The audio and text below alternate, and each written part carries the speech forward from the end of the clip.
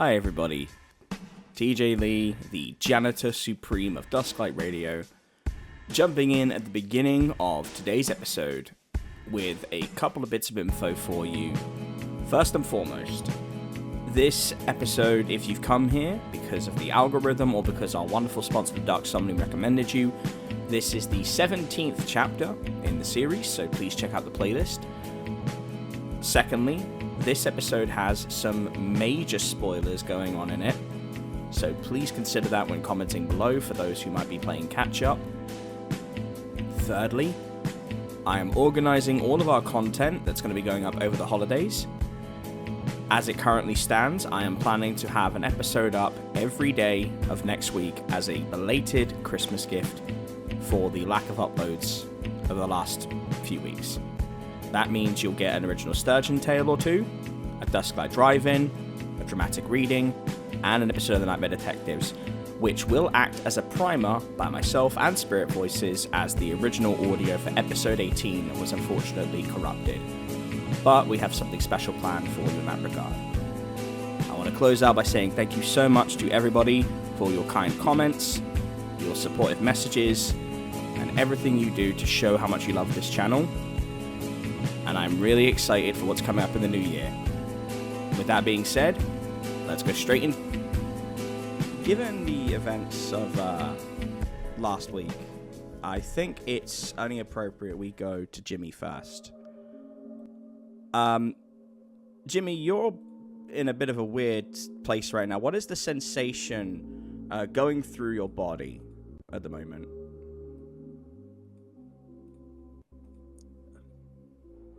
I'm not exactly sure what I'm feeling. I am at peace on one end, but also angry on the other end of the spectrum. Angry because, I failed on what I set out to do. At peace because I know that if I do not make it through all this, that at least I did the best that I could. I think there's a lot of peace and like tranquility. Yes. Okay.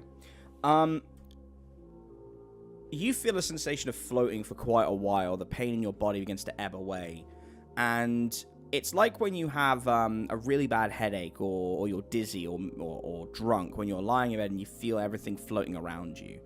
And then you feel the ship righting itself, almost, and you are stood upright in a strange area.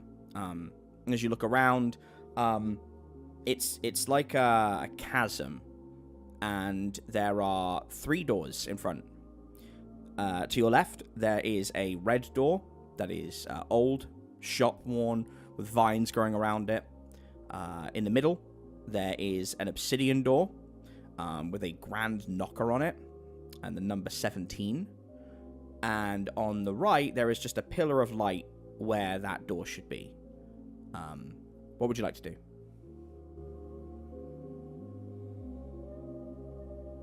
I would like to try the door on the left with the vines to see if it is unlocked and I'm able to go through it.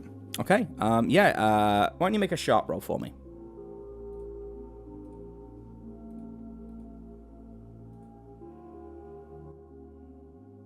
Oh, 13. Absolutely astounding.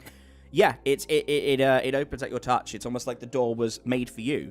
And you step through it, and you find yourself floating above a yurt. It is a long time ago, Jimmy. Hundreds of years ago. And you could tell this because the environment around you is stark contrast to what you used to with Sturgeon's municipalities, all the technology. None of that is here. The technology that you would probably know from this time that's emerging might be muskets. That's about as far as it would go, But around you, you see a beautiful reservation with complicated agriculture, people hunting and gathering and congregating, and you realize it's your old tribe. And you see a much smaller, still beefy, but like a 5'6", 17-year-old Jimmy. And he is he's being a little bit of a shit. He's going around, he's kind of I suppose like the way I would kind of say is he's like got a little gang. There's like a couple of people. One of them you recognize as one of the elders who tried to advise you on coming with them when you finally had your decision hundreds of years later. And on the right is the Sasquatch that you that spat on you and tried to beat you when you left. And you all seem to be hanging out there, following you, and you're picking on some younger, more frail Sasquatches, and you're just lording your power over them in a way that young men often do. And you watch and you clench your teeth because you know what's coming. As these two boys are kind of like circling around to get ready for, to volley some punches, you are kicked really fucking hard in the nuts. And it's that kind of almost like comedic, like you grab at your balls and you just crumple to the ground. And you are then beaten with a shoe by your mother, Tallulah, who is swearing at you in ancient Sasquatch, and calling you a disgrace and a bully and a thug, and she's embarrassing you. Like, it's not actually really hurting you. The nut shot certainly is, but it's not hurting you. But she's doing this in front of everybody, and the other boys, they kind of back off and leave you, and everyone comes around, and you, for the first time in your life, felt humiliation. But in that moment that could have completely sent you on a different path, she refused to let anyone laugh at you or mock you. She silenced them all as one of the elders, and she picked you up and wiped your nose, and she said, "Now you understand how it feels to be made to feel so small and so weak. Never forget this feeling." And before this memory dissipates, like, how does Jimmy feel looking back on that?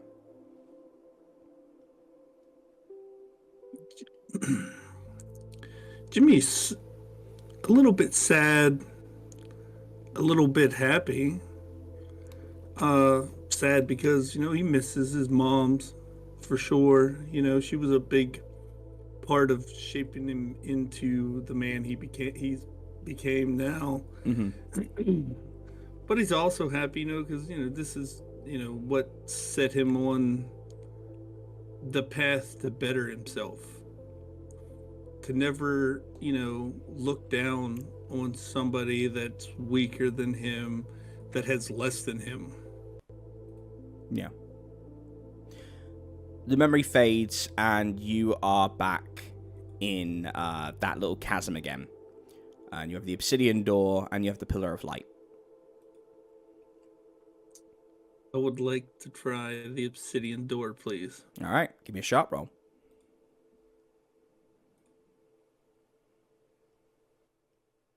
Ah, 10.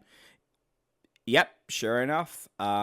You are able to pass through this door without any issue.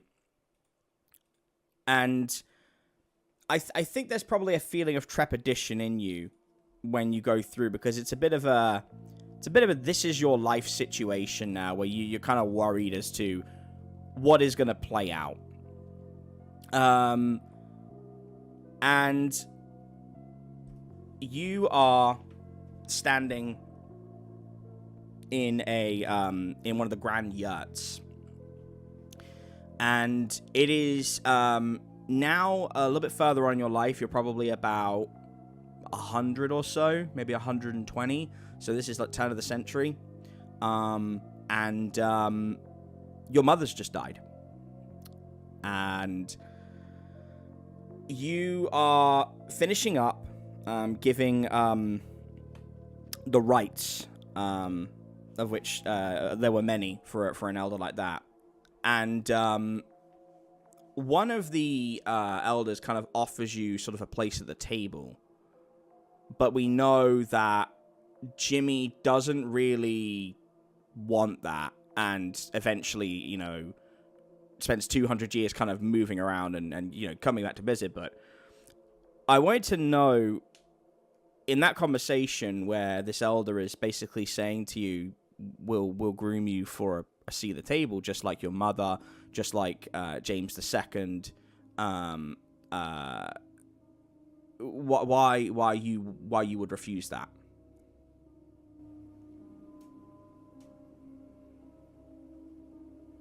I think Jimmy would refuse it because now that his mother's gone, he has nothing really left here in the village for him. Yes, he could take her seat as an elder, but he doesn't want that. He doesn't want to be tied down to just being here at the village. He wants to be able to travel. He wants to see the world.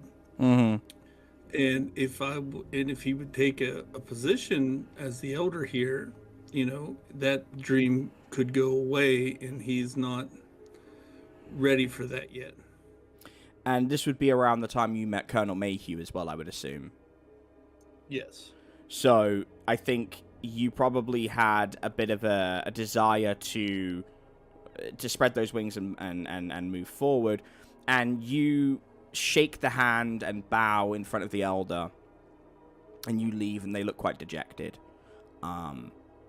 and you go off, and obviously eventually you would meet Tracy, and we will delve into the origins of that another time, but because this is a slideshow almost of your life, the scene shifts, and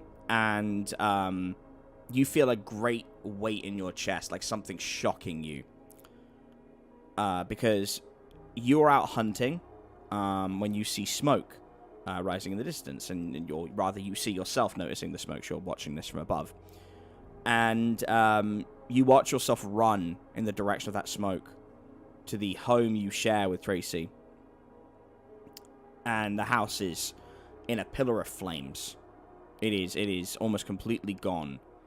And you're calling out to her. You're trying to find her, because your natural assumption is she's still in there. But as you're watching this, you're just shaking your head. And, you know, I'm sure you're probably trying to look away because you know what's coming. And as the heat gets more intense, so too does the scene. Because eventually, Jimmy, you find Tracy's mangled body, beaten, bloodied, and broken, laying in the yard. And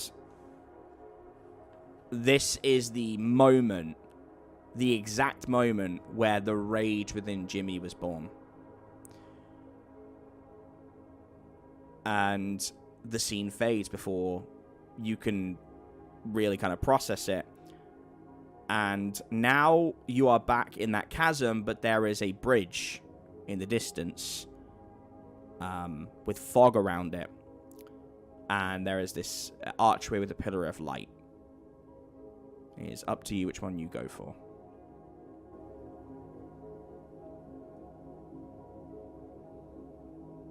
Jimmy will go towards the pillar, the archway with the light. Okay. Make a... Let's see. Now, I'm trying to remember how we do a death roll. Because we've never had to do one before.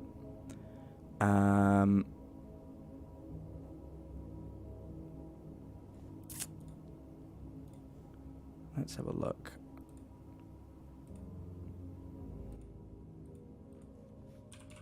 Because normally when a character is close to its death, they have to roll to keep it going. But I think what we're going to do... Yeah, I think what we're going to do is I want you to make a tough roll for me instead, please. Okay. A 10. Jimmy, you feel your body radiate with a hot, searing pain as you walk through that pillar. And as you do, you could swear, just for a moment, you heard Tracy's voice coming from the bridge. But it's too late, and you've gone through the archway. And the next sensation you feel is the overwhelming amount of injuries in your body as you look up, breathing heavily, and Fala and Jericho are trying to restrain you. And we will finish that scene off in a little bit. Flebs. Yes. We're going to go to you. You were not here last session, but you were canonically with Nardelus. You were going off with to find Nardelus, I should say. And what is Flebs thinking on that trip? Like, what is going through Flebs' mind? Flebs is feeling a bunch of mixed emotions. He's skeptical, he's curious as to what Nardelus might or might not want to talk to him about regarding his mom. He's wondering if it's a trap. But I do have Ace in the Hole, which is that coin with Ramael that I can summon. Yes. So feels slightly at ease, but still on edge. Okay. You've been walking for a while. This place, this bridge is not nearby. Yeah. So you have time if you want to learn anything about it, or if you want to learn, if there's anything you want to roll to kind of figure out your situation, or you're welcome to just kind of carry on the walk. But we'll be doing your scene in some small stages because of the way this is going to play out. Okay. Am I able to investigate a mystery? Yeah. At this point? Yeah. Specifically for the bridge and for Nardelus. Yes. Yeah. Okay, let me roll. Remember, you do not have your book still, unfortunately. Yeah. Okay. All right, an 8. So I believe on an 8 you hold 1. Yeah. What would you like to ask? So, what is being concealed here? What is being concealed, Flebs, and this is a gut feeling, you have been feeling this for a while, but you feel something about you is being concealed. That is what you really feel that Nardelus, the reason you keep going back to this piece of shit brother of yours is because you feel he really knows something that you don't, and no one else is going to provide you with that answer.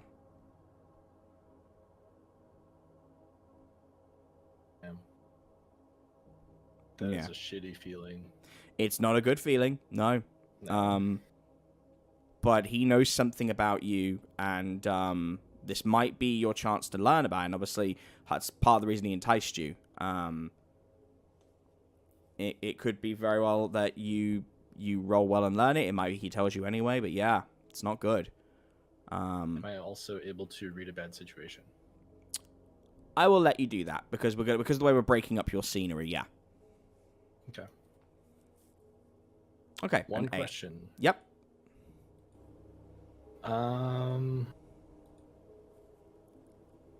Let's see. If I ask what's most vulnerable to me, is that me asking what's my biggest weakness here? It's basically saying what you would be strongest against, but that I would say would probably be a redundant question, if only because it's an obvious answer that you are Nardelus' biggest weakness because you're family. You already know that, and also, I don't think you're going to be going into one-on-one combat with him. Okay, then my question would be, are there any dangers we haven't noticed? Okay. I'm going to give you a freebie here, because it's narratively more interesting this way. Flebs, where you're going is the Golgothan Bridge. And I don't believe, correct me if I'm wrong, but I don't believe Flebs is from Sturgeon. He's from out of... We don't exactly say where, but he's not from Sturgeon, correct? Correct. Okay. So you've only came to Sturgeon when the incidents kind of happened in the prologue. So you've been here for about 4 months at this point. And you've never really, had a place to call home. But you paid attention while you've been here, and you know that the Golgothan Bridge is considered it's a sacred place.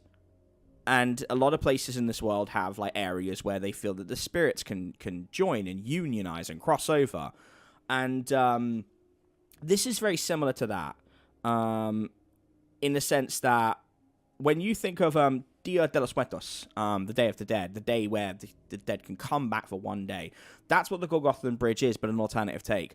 When you go there, Flebs, it's a normal bridge most days, but you're running the risk of going there when the dead can cross over, which because Flebs is very clever.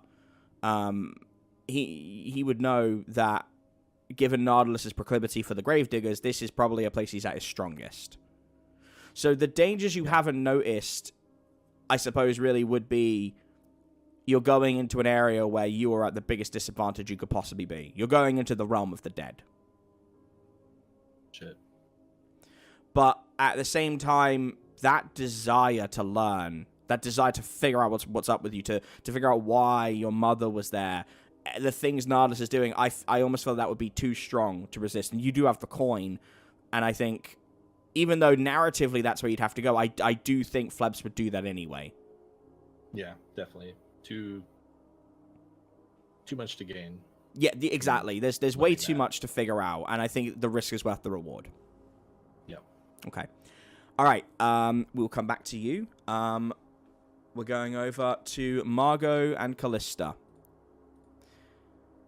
the greatest CSI team known to man.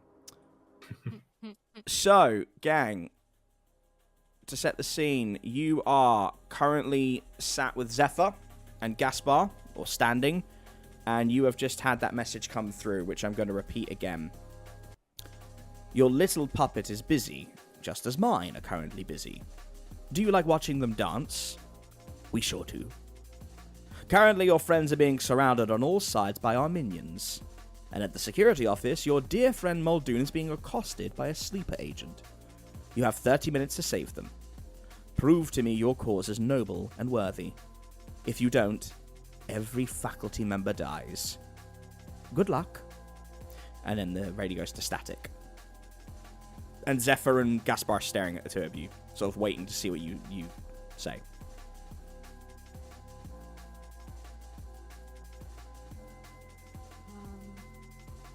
Well, I imagine for both of us, and Amy, feel free to dispute this, but Okay. I feel like for both of us, there's probably a moment where we just have to take a second to process the severity of the message. I will say I'm going to keep you updated on not every minute increment, but there is a clock, and I will keep like the main clock, and I will keep you appraised of that so that you are always aware of time. I don't want to be unfair about it, so rather than being like, oh no, you've run out of time, I'm going to keep you aware every 5 minutes. Okay. Yeah. I think after a few seconds, Callista will kind of share a glance with Margot and say, 30 minutes is not a lot of time. We have to act quickly. We do. I think first we need to run and help Muldoon and then go from there. Especially if he seems like he's in the most immediate danger. So, and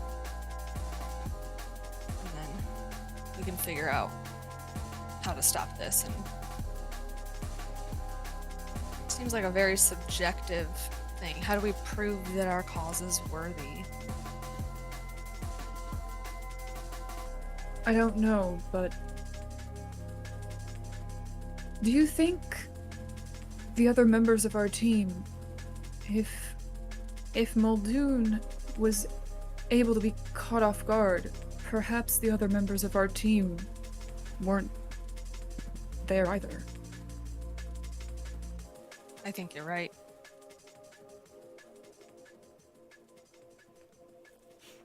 Which begs the question. Where are they?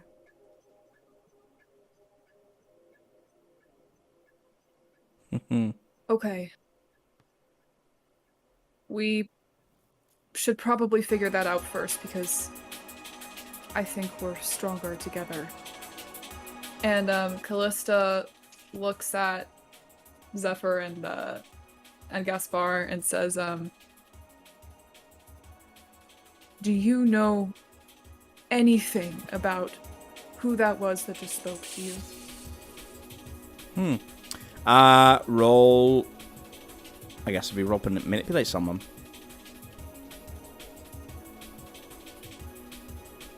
Okay.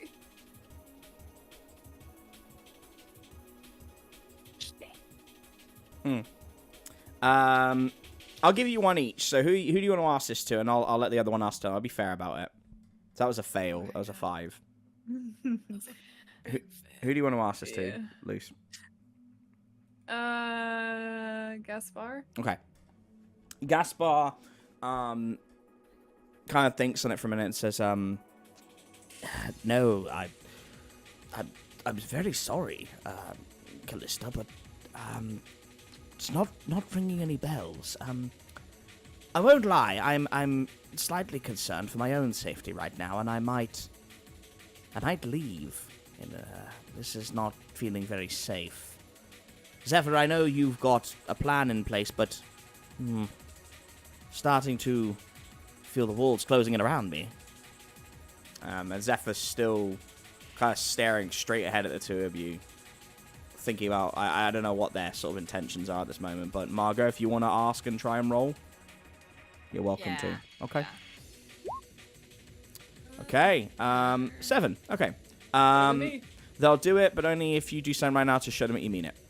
So Zephyr takes a minute, spits, gets up, and starts stretching out. Says, "Oh, come on now, Gaspar, you'll be fine. We've come this far. Do you think they're worthy?" Do you think they're trustworthy? And Gaspar takes a minute and looks at the two of you and says, "I think they're good people. And that's worth quite a lot in my line of work." Right. Fuck it. Here's what we're going to do. If you agree to join our plan, I'll tell you what I know about that voice and where I think it's coming from.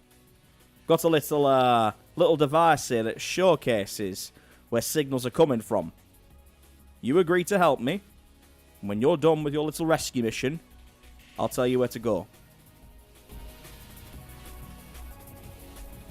Margot looks at Callista and just kind of defers to her, but says, I think we should do it. What would we have to do to help you? I'll tell you the plan's details in a little bit. I don't want to overwhelm you because you are on the clock, and I can tell by your wings you're a little bit stressed. Callista, like, self-consciously folds them up slightly because they were, like, just starting to rise above her head. She folds them up again and says, fine. Yes, we'll help you. As soon as everyone is safe. Not a problem. We're still on schedule, and you have 30 minutes. So in 45, meet me outside Sector 9. No, you know what? We'll take a little detour. And Zephyr looks at the machine they've got, and it's beeping as they say that. Meet me at the auditorium.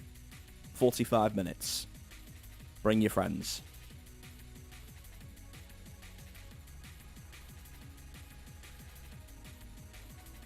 And I think, I think you're good to go if you want to start running, or what do you want to do? Yeah, I think we should probably... We need to know where they are. Yeah. Like, how, like, we need to figure out where everybody else actually... Yeah, because you wouldn't know where Jericho We wouldn't know that they're... Yeah. Nope. So, you're really, like, you know, your priority... It's 25 minutes on the clock, and I would say, like, your priority is... Yeah. like the security office, because you wouldn't know where Jericho... The last thing you know is Yeah, that Jericho... We don't know where to find them, but we do know that he's in trouble. You also, yeah. And we also, they still could be on their way, like we are. Mhm. So there's at least a chance they could show up. Like, I mean, obviously there's not, but with what information we have, there's still a chance they could show up at the security office. Do you... So that's probably better than nothing. I would say, like, remember the difference. So, like, I'm going to break this down again for y'all. The Debate Parlor, Disaster Prevention, and Phallus Clinic are in the Central Dome. Wayland's Ethics Committee base is in the East Dome. The Cryptozoology Wing and Sector 9 are in the South Dome. Payne Gungerson and Professor Sparkleton are in the West Dome. And the Auditorium and Security Office, bear in mind, those are two next to each other, which is good for you, is in the North Dome. Fun fact, did not look at my own map before I made that change, although that was a change I'd planned a while ago, so that's really lucky on my part. Another thing I'm going to prompt you on, just because I don't want you to regret it, do you want to talk to Gaspar before you leave? Like, it's not going to penalize you too badly if you want to ask him one question each, but remembering Wayland's proposal, like the proposals that went to Wayland, like, you might want to use this chance to talk to him. You don't have to. I'm not going to give you a Walking Dead telltale Gaspar will remember that situation if you don't, but I'm just making sure, because of the amount of info that we have, I'm trying to be a little bit more, like, keeping on my notes so that you guys don't get overwhelmed, so I can kind of give you some prompts, but I don't want to railroad you too much. It's your call. Doesn't make a difference to me.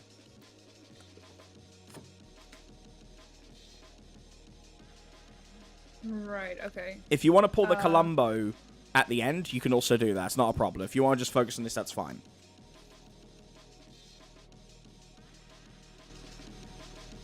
I'm good either way. I think that Callista, I do want to know more from him, but honestly, I think character-wise, I think Callista will be way more focused on getting to the security office. Okay, yeah, that's fine. Yeah. I think she does want more information, and I want more information, but I think she's already kind of, with a time limit and everything, I think she's already starting to feel that, and it's just sort of more one-track mind. We need to resolve this first. Okay, yeah, no problem. So do you guys start running now, or are you gonna try flying? How much time will that save? I was already thinking about that. Yeah, how It depends if you fail. to... So, let me check my own notes, but you are...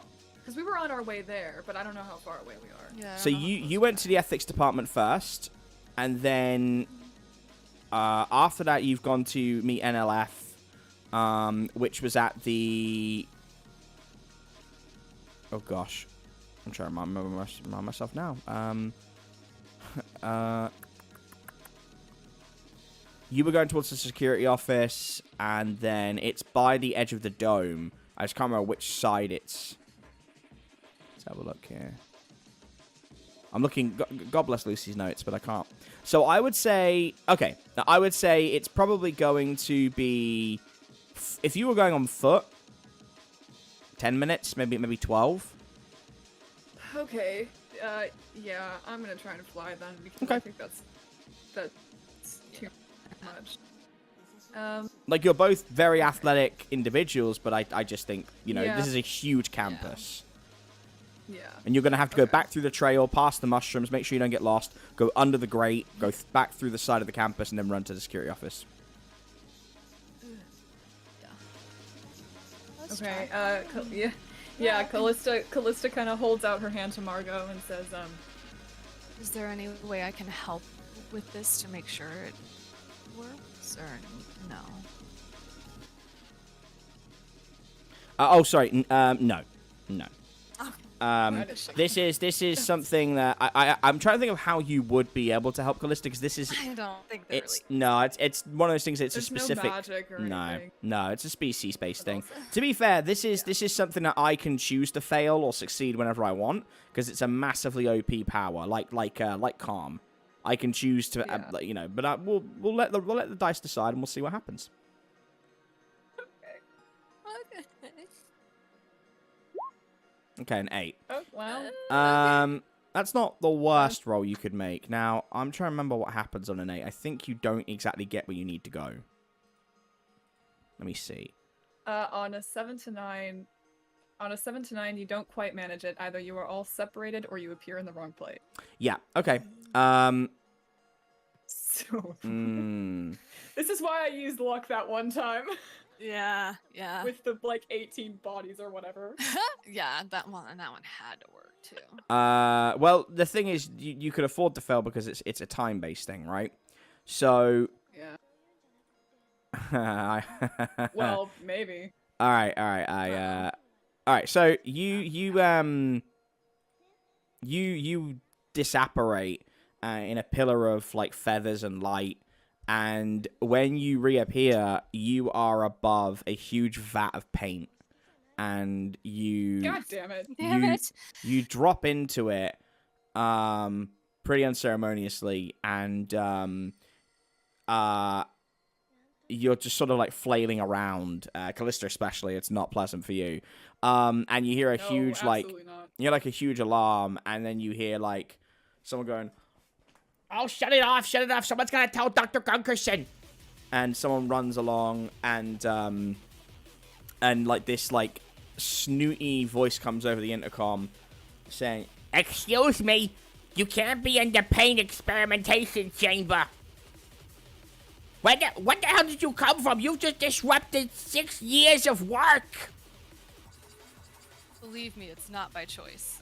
I don't know if you two will be able to respond because you are trying to keep your heads above paint water right now. But I can respect you be thinking that. I can respect that. Canonically, you be thinking that. Yeah, we're all, Yeah, there's a lot of flailing, and it's someone. Swim very well. Yeah, someone to the side is like, "What are you doing? They're drowning." "No, I'm the supervisor. I'm trying to find out what's going on." And you guys feel this weird sensation as the paint begins to bubble. It wraps around you, and you start rising, and you are caught in paint bubbles. Oh, this is like some Charlie and the Chocolate Factory. Yeah, That's literally. literally what I was just gonna say.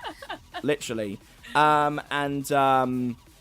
brain. You are floating around, and you see the doors open to this huge facility, and a very tired and very stressed out Paint Gunkerson walks in. And for the first time in your lives, you feel like you're the Paint Gunkerson of the group.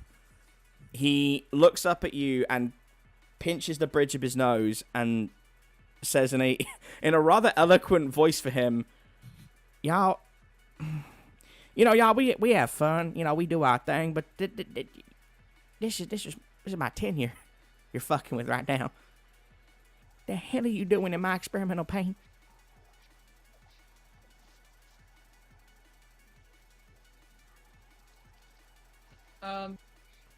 Long story short, I failed the flight. Okay. I'm practicing Zen, and I'm working with my paint gummies to give myself calmness.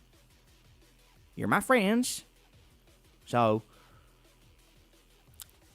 I'll give my assistance to get you down, and we'll see what we can do to give you a little boost. But you're gonna have to, Callista, if I let you down, and I help you, you're gonna have to trust me. Understand?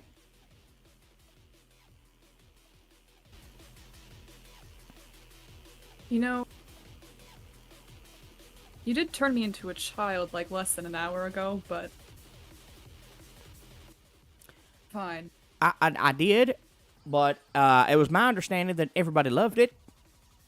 Do you not like the plushie I gave you? Bear in mind, No you're comment. floating. You're floating like as these paintballs going upside down and like all lying around. This is terrible. Okay, like get them down. They're friends. I know they're not cool. They're friends. And like all these little like paint minions like who idolize Professor Gunkerson just run along, and they pop the paint. And sure enough, it's actually not on your wings. It's come off completely, and you both drop down. Thank God. You drop down, and he says, yeah, that's our destabilizing paint. That's how we pacify the masses. Dr. Gaspar put this one in. Wanted to make sure that we had a way of stopping people if they got a little bit too uppity, you understand? I don't like militarization, but, you know, it pays the bucks. I want my tenure. I want to retire before I get too old. Listen, I'm sorry for disrupting your experiment. The interdimensional planes are sometimes tough to navigate through, and we're sort of on a time limit, actually. Okay. Well, how about I help you navigate those planes a little bit better? All you need to do, and he clicks his fingers, and the real nerdy, the really, like, the excuse me guy comes back out hobbling along and has a goblet. And it's got a viscous paint in it. And he holds out and says, you just gotta drink this paint.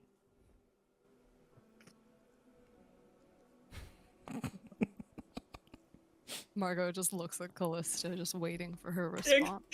Callista just stares at it for a second and is like, "Just drink the paint?" So let me just explain to y'all, this is the paint division. I'm Paint Gunkerson, owner of Paint Gunkerson's Paint Store and Accessories Emporium. Right. And I have a Yeah. degree. Yeah. I have a degree Yes. in paintology. Here in a department just for that. And I use paint to turn you into a, if you don't mind my saying, a pretty adorable little critter that everybody loved. Yes, it's paint. But It's paint. But I'm not surprised necessarily at the paint aspect of it, but drink it? Do 'Cause you? last time you just poured it over me, and that was unpleasant enough, but, like, I don't think human vessels respond well to Well, paint. that is Come true. on, Callista. He's However- a doctor. However, Trust him. I am a doctor.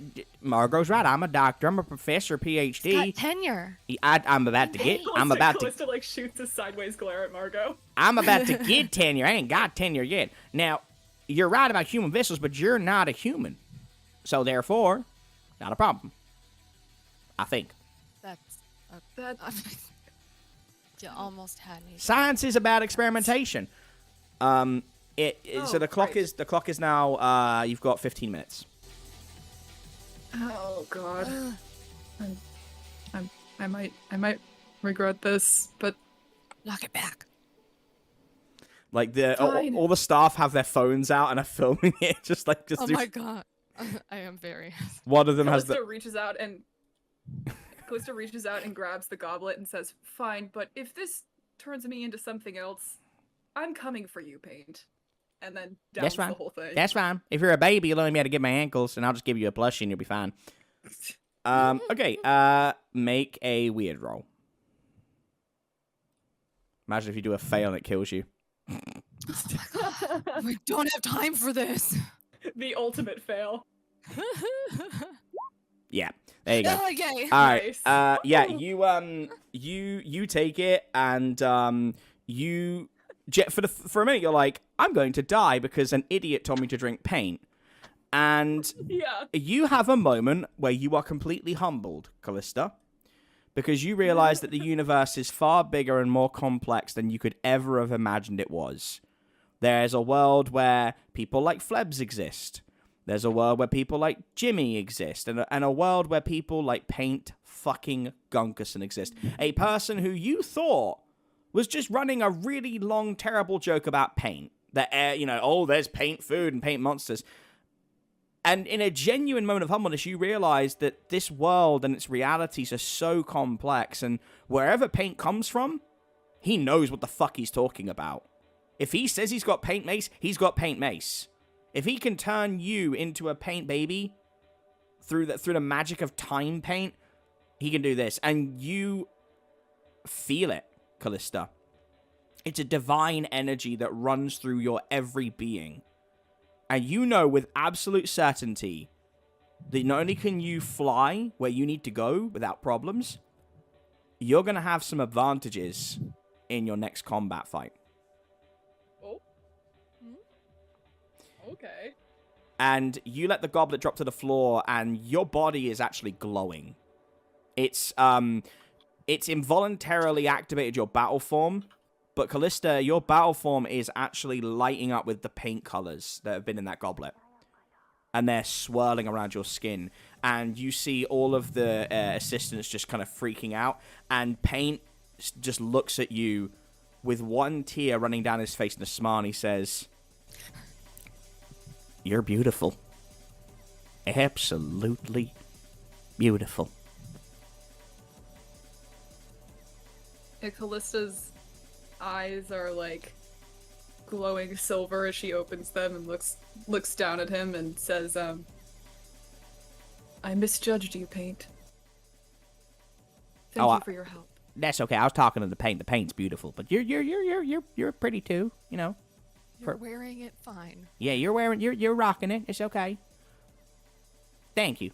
And if you don't mind, I'll have something for you, some results for you when you get back. And I believe you did a scan with Wayland.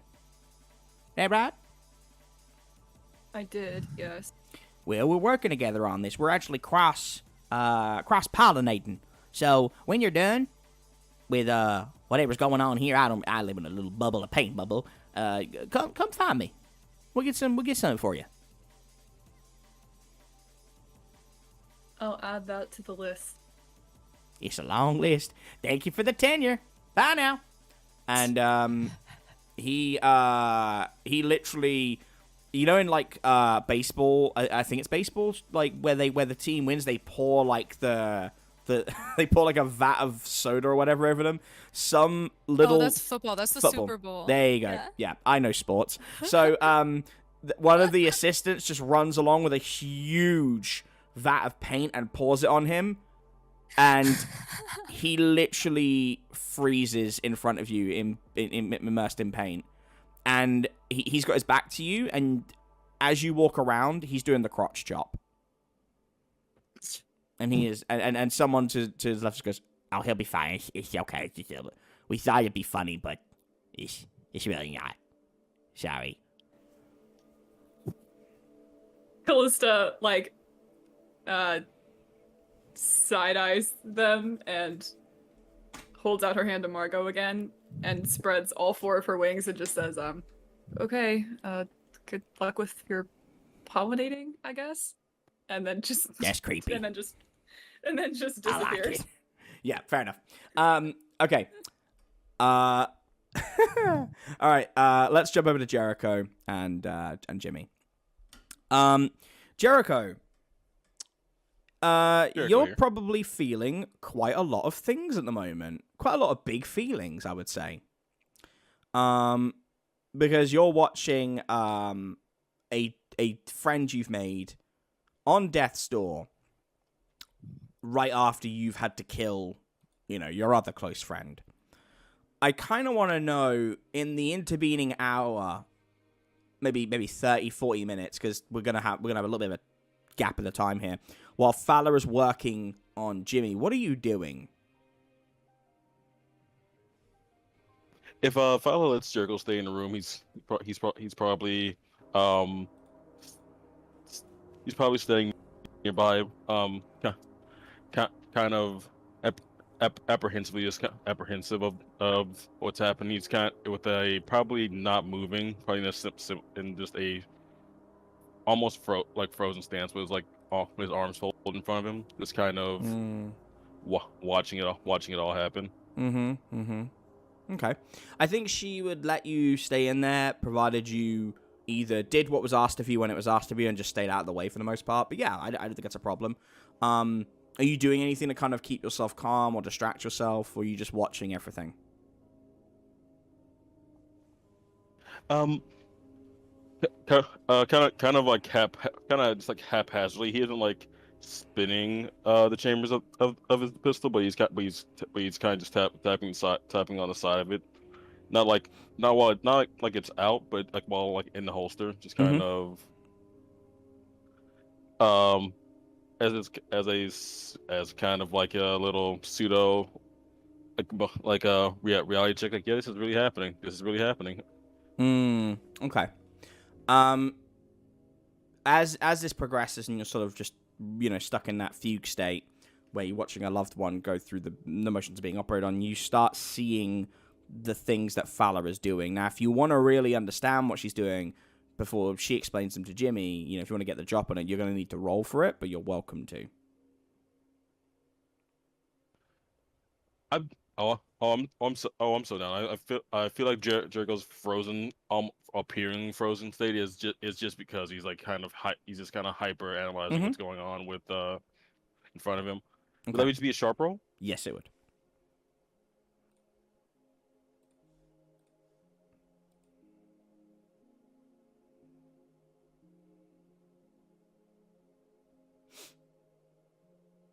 Okay, 9.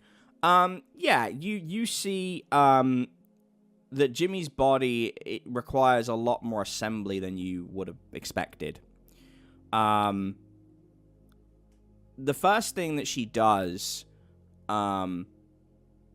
is his right arm had to be completely taken off at the elbow. It was mangled, it had been damaged and shredded, and it was just useless tissue. And Jimmy's immortal aspects simply were not cutting it. Whatever had attacked him had done necrotic damage, which you are very familiar with. Fala cauterized the wound and then set about grafting on a prosthetic, but fitting the obsidian gauntlet over it permanently. So that hand will not have claws anymore, and claws will now have a disadvantage, but the obsidian gauntlet will always be out, so there's no changing to it, which is an advantage in itself.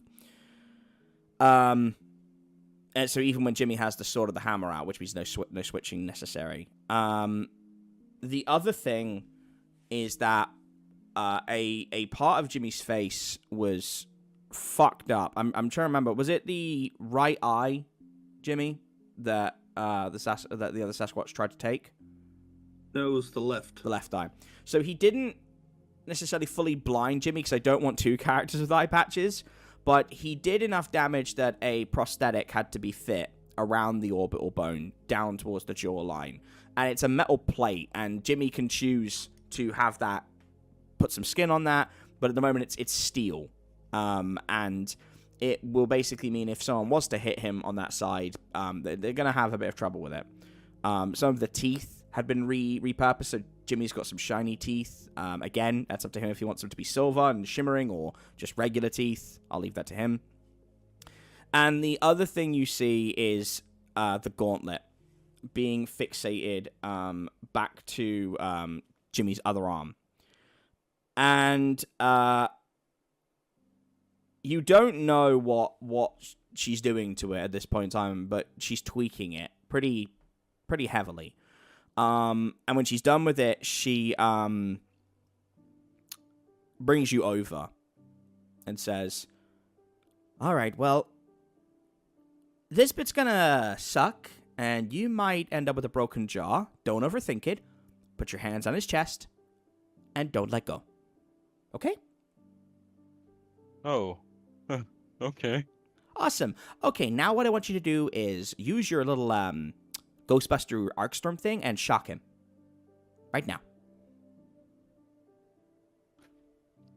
I am starting to see in my head how the broken jaw could be a thing. If Now, no, no, yeah, saved Jimmy's lifetime. no pressure. No pressure. You'll be fine. Yeah, and weird roll. Okay, 9. You call forth some of the storm, and you do one shock, and Jimmy's body twitches and really goes forward. And you really realize how strong Jimmy is.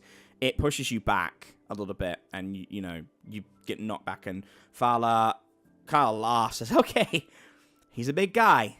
Let's try again. Not to put any pressure on you. His heart hasn't been working for," and she looks at her watch and says, 9 minutes. So let's try again, okay? Okay, sounds good. Okay, and we're just doing another going right into another weird roll. Yep. There it is, 14. Yeah. So, that fear rushes through you, and you call down the arc storm. You're getting a bit of a better handle on it, but you recognize its true stress it's brought out under, and you send a powerful current, right through Jimmy's chest, and it really illuminates his body as you shock him, and then probably shock him a little bit too good on a 14. But something really cool happens, Jericho. You reverse the draining process that this Sasquatch had imbued on Jimmy. On a 14 you do anyway. And Jimmy, you reverse every bit of harm you've taken. And for some reason, you don't understand yet, Jericho, this does not harm you. You're a little bit tired afterwards, and there might be like a slight penalty for like initiative or speed, but it's not done anything to your magic, but you feel like you've just kind of ran for like 30 minutes. It's a pretty draining thing. Jimmy, you sit up, and I imagine you flail at everything in front of you for a good few seconds. Yes, Jimmy comes up swinging because the last thing that he remembers coherently is the other Sasquatch holding onto his head. All right, leaving him so full of magic. Jericho, I need you to roll. So Jimmy's gonna roll kick some ass, and Jericho and Fala are gonna have to roll. They're gonna have to roll sharp to get away from it. I won't be too nasty, but we gotta play it. Yeah. So Jimmy got a 10. Okay. All right. Well, yeah. All right. Oh, bugger. Okay.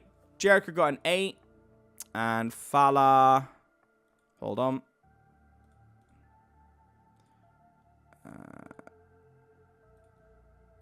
Let's see. Fala got an 11. So, Fala saw this happening and ducked down and missed the first volley of fists from you, Jimmy. And then said to Jericho, "On your left." Jericho did not look in time, and you are clocked in the ribs, and you're sent to the floor. And you take 1 harm, just 1 harm. And Fala puts a cold hand on your face and says, "Hey, if you're gonna be angry, remember me? You didn't like me the last time we met. Look at me. I just fixed you. You're the bionic Sasquatch." She's trying to shock you right now, Jimmy. She's trying to like really pull you back into it, like some shocking statement. At this point, after Jimmy finally comes to, we'll say, full consciousness here, Jimmy he sits up. Of course, he would have sat up flailing, but he calms down and he looks at Fala. And he's still angry with her about the seed, but he realizes now that things could have been a lot worse for him. And he looks down at, he looks around, because of course he's not going to see Jericho laying on the floor right offhand. He's look around and he's going to turn to Fallon and be like, "Who brought me here?"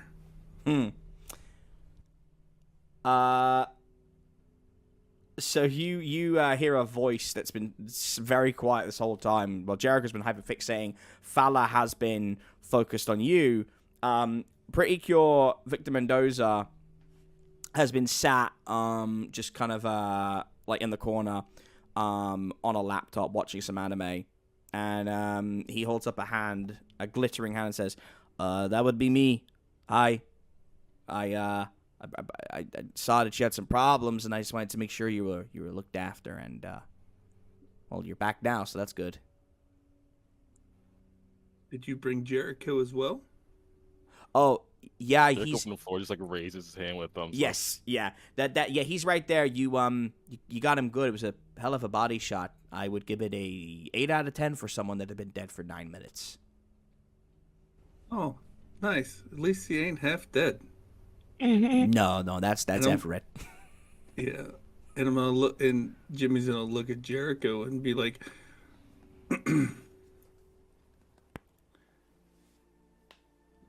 thank you for whatever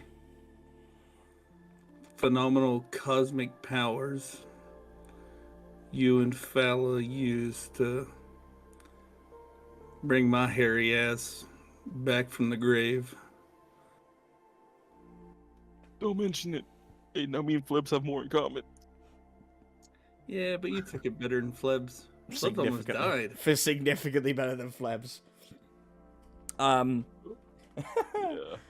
Yeah. Jimmy, make a make a weird roll for me. Okay, perfect. It could just be that you've just come back to life. It could be that you're just hyper aware, but you can hear the voices of the Council of Spiders from their tank or tanks, about 20 feet away. And it's not enough you can hear it right now. You can go and investigate. You can choose to ignore it, but you can hear them, and it's very clear they're talking to you.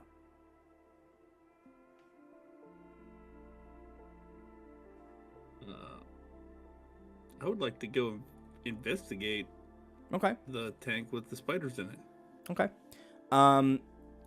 You go over, and there's a few of them that are congregating.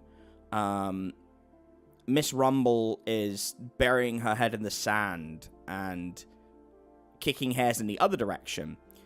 As one of the others kind of steps forward. It's a Brazilian Redney. And he says, "It is good that you have returned. The council was concerned we would lose another magical creature to this place of unholy matrimony between science and violence." What does the council know about this place? The council has been watching, observing, and we have seen many terrible things. Creatures that are taken from their domiciles and natural areas, never to return. Doctors who cut apart and splice. Doctors who claim to protect but actually destroy. Doctors who wish to save but are bound by ethics and cannot move. And something else, something stirring in the pit of this strange amalgamation of brutalism and minimalism. And they pause, and they kind of look at each other, and then he looks back and says, "Apologies, I do not know much about buildings. I am a spider." That is fine. I have come to realize that this place, though a place of learning as it may be, is not a place for magical creatures or nightmares or monsters or whatever you want to call us. So if it would be all right with the council or please the council in this aspect, I, James Robert III, would like to become the sword of the council. And Jimmy takes a knee.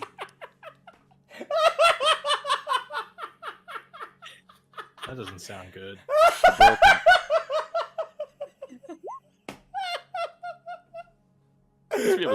Is this conversation happening out loud?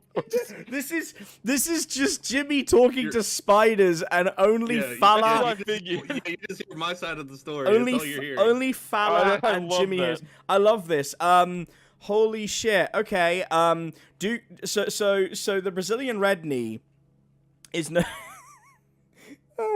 is known as Viscount Fangs, and he Fangus, and he looks back at Duke Strasbourg and Miss Madame Rumble, and they kind of confer for a minute. And they look back and they say, "We have use of a huge individual that does not squish but instead protects. Too many of the larger bipedals step on us and squeeze us. We have heard rumors that some even cook us and eat us, though this seems rather gross when you think about it. We accept your offer, and should you be successful, we will give you a boon of the council. You are now a knight and sword of the Council of Spiders, and you will be given an appropriate nickname. And Madame Rumble kicks up a bunch of hairs, and because the tank's there, you don't get blinded by them. And Duke Strasbourg steps forward and taps his pedipalps, and he says, "You are now known as Sir Harry the Bitey. Go forth, Knight of the Council of Spiders."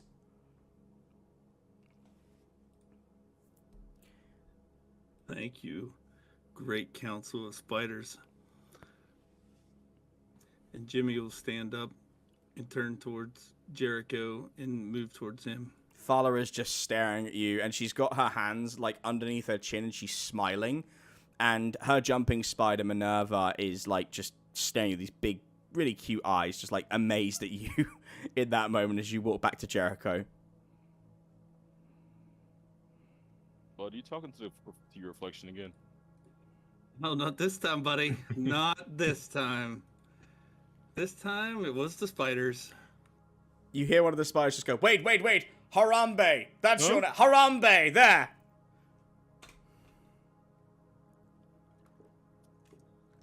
See? One of the spiders. Oh, But I am a fancy knight now. So You now, you whatever united? You united Yeah. by the spiders? so now whatever we do is righteous I and don't- worthy. That's not how. By That's the how it spiders. works. Don't you ruin my dream here. I'm a knight of the spider You council. were with united by the sword. spiders. That's pretty isekai of you, man. I mean, that's. I mean, like, is it like a? Is it like a? I don't mean to Hey, hit on your knight. they spider. said I'm gonna get a sweet boon if we do something more worthy. So I mean, I think That sounds cool. I want stuff. know. Like, are they like Hey. passing out night like knights? you can try. You can try, Jericho. You I can don't know. You try. can try. You can go over there and try your Jericho I- branch. I don't.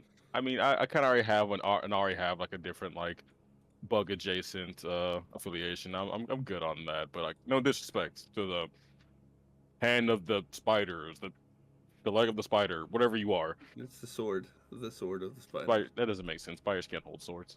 I know. That's why I hold it for them. So would you say you're a? Would you say you're a spider monkey? I mean, I'm gonna move. All right, that's no. that might be going too far. That is I the will worst come at you. You joke. keep poking fun, Jericho Branch. Now we'll come at you like a spider monkey. Oh my god, that is the worst joke we've told in this campaign. That was. I actually want to give you a disadvantage on your next roll for that. That was That so was a great bad. dad joke, BT. It was such a good dad Great joke. dad joke. Such a good dad joke. Oh yeah, definitely you saw it in the moments like this. Wow. That's crazy. That's Why a great didn't I connection. think of that? All I came up with was Sir Harry the Bitey and Harambe. Why didn't I come up with fucking Spider Monkey? You know what? No. You know what? Minerva jumps over to you, Jericho, and like taps you and like nods, and then looks over at you, Jimmy, and through the communication you hear says, "The council has elected to retroactively take your name. This one knows good names. You are now codename Spider Monkey." Doctor, your spider's on me. Oh, yeah, she does that. She's not gonna hurt you. She just, she likes new environments. You don't. You want me to call her back? This shoulder's kind of reserved for a bird already. I don't want. Minerva's I don't just want- staring at you with these big eyes, like just tapping her little feet. She's just like amazed by you. Please remove your spider from me. Oh, okay, all right. And she holds out the tip of her finger, and Minerva jumps over.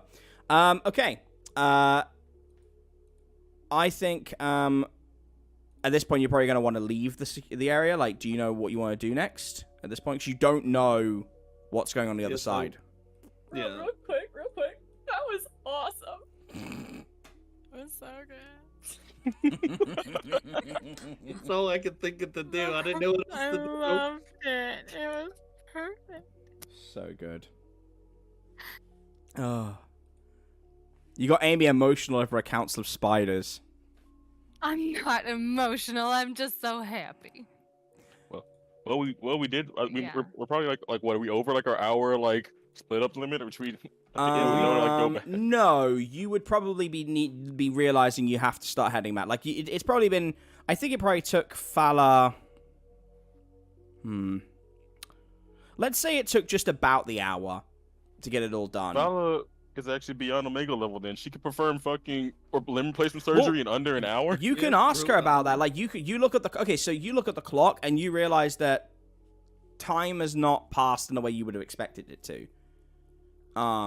It is close to the maybe the 90-minute mark. So it's probably gone over the hour by just a bit, but not by a ton. And if you want to ask her about that, by all means. But yeah, sure enough, she's performed way more in that small time frame than she should have been able to. Not to ask her. I feel Jericho wouldn't be over. You seem to be genuinely just on your side. Yeah, sure. But you can cast that eye. He was asking like kind of aside. Follow. Does this room like move slower while you're inside of it, time wise? I think you'd have to roll manipulate someone to get her to answer anything like that. Okay, that's still cool.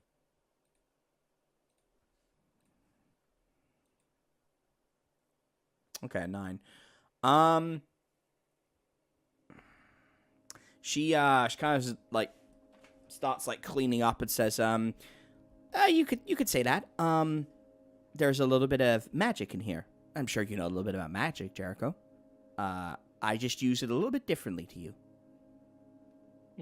We should have made. Looks at Jim. We should have made this the room that we like convene in. Yeah, that probably would have been a good idea. Yeah, but then I wouldn't have been able to get any work done. That would have been a bit of a problem. Oh, why are you being selfish? Yeah, aren't all your patients dead? So what's it matter? Yeah, so, I'm sorry. James, they're really, piling up in the. James, didn't you have a whole, award-winning speech about the seed for the dead person? You're correct. But, yeah, but why they're dead. Right. But they can wait a few minutes. Uh-huh. Would it have been a few minutes, though, or would it have been several hours? You tell us. It's your magic time room. Okay, I'm going to start cleaning up now. Maybe you guys go take some fresh air, huh? It's a little bit crowded in here. Oh, do not gaslight me. I am not upset about this.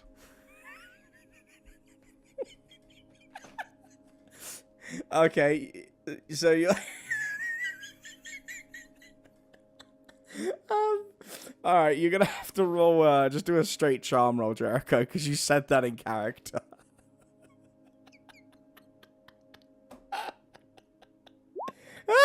You got a 7. Crazy, right? All right, she. Oh gosh. I'm trying to think of what she'd say to that. Jericho, I'm not gaslighting you. You just think I'm gaslighting you. That is a gaslight, right there. Now you're gaslighting me. No, I'm not implying that I'm trying to flip your perspective, your perception of what's happening here. Victor, I'm saying that you should stop trying to do that to me. Victor, who's gaslighting who? And Victor just looks up and is like, "You're both equally toxic, but I don't know. Jericho's kind of being a bitch." I am not being a bitch. Equally toxic. I think I've earned that right. I was a child soldier. Now, we are leaving, but not because you told us to leave. We have a prior obligation. I just saved one of your friends and you're trauma dumping on me. That's not cool, Jericho. That is okay. That is actually I'm leaving. She throws a card and goes, Hey, Jericho, therapy. You should have some. And she just looks up and Before I leave, I tip my hat to the spiders. Spiders. Madame Rumble kicks up a lot of hair. It just starts to escape the top of it, and Duke Strasbourg just hides his head in the sand. But the Viscount Venom Fangus just taps his legs, like he acknowledges you, and you guys leave. Okay. Fucking Christ, what is this session? All right. We're gonna jump over to Flebs. I have to. I apologize. I have to jump these in threes, but given you're all spread out over a very large campus, this is kind of how it has to be. Flebs. Yes. You are now at the base of Golgothan Bridge. I would like you to kind of really take agency with this and tell me what you want to do as we bit by bit, because this is a pretty important moment in your story. Yeah. So I'll just change the scenery for you.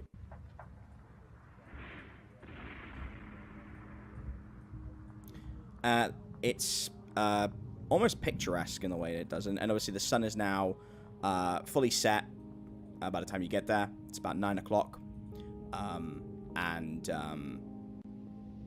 It's very calm out, I would say. Without rolling anything, the basics will give you. It's very calm and it's very serene from what you can tell.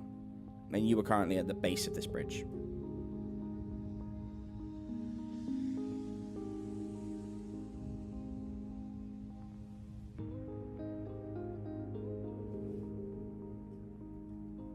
What would you like to do? What do I do? No, what would you like to do? Yeah. It's very calm. Guess I will kind of take a look around, see if I see anything out of the ordinary. What should I roll for that? Read a bad situation? You can, but you'd have to take off the questions you asked before. So as long as there's one on there that's relevant to you, that's fine. But you wouldn't be able to re-ask the ones from last roll. Okay, one question. Okay. So that was a 7. I think I know my best way in. Mm-hmm.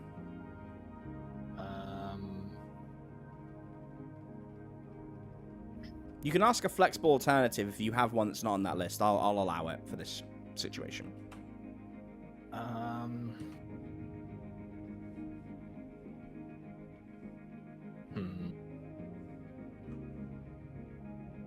Everything's so up in the air right now. Nothing's really happened, so I think I would like to hold that if I can. Okay. Okay. So you start walking forward then. Forward. Okay. Yeah. Yeah, you walk for about 5 minutes as this fog gets deeper and deeper. Make a tough roll for me. Oh, shit. Okay. 7, so it's barely a pass. You feel a lot of these voices and specters begin to rush around you, and they start kind of getting close to you, ringing in your ears, and one of them runs through your body, and it's a massive chill that brings you to your knee. Doesn't take any harm at the moment, but it's debilitating, should we say. And you look a little bit further up, and you see a single figure, clad in black, floating about 20 feet in the air, with his arms folded. And he says, "I see you decided to come, brother." Yeah, I did. Just want to know why you brought Mom back. And what do you know about me that I don't? Okay, roll manipulate someone with a +1.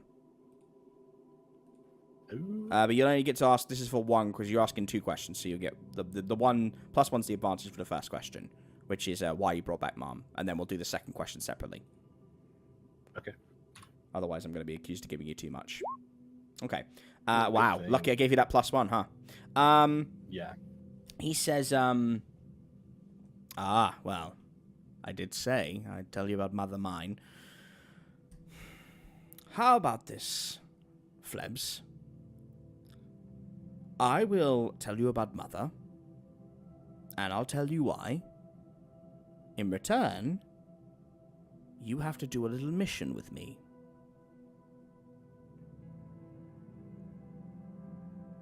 Do I get to hear about this mission before I agree to it?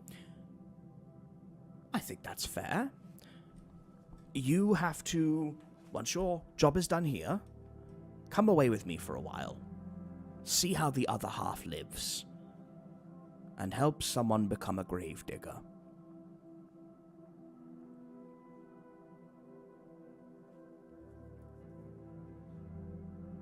Doing this, am I putting anyone in my party at risk?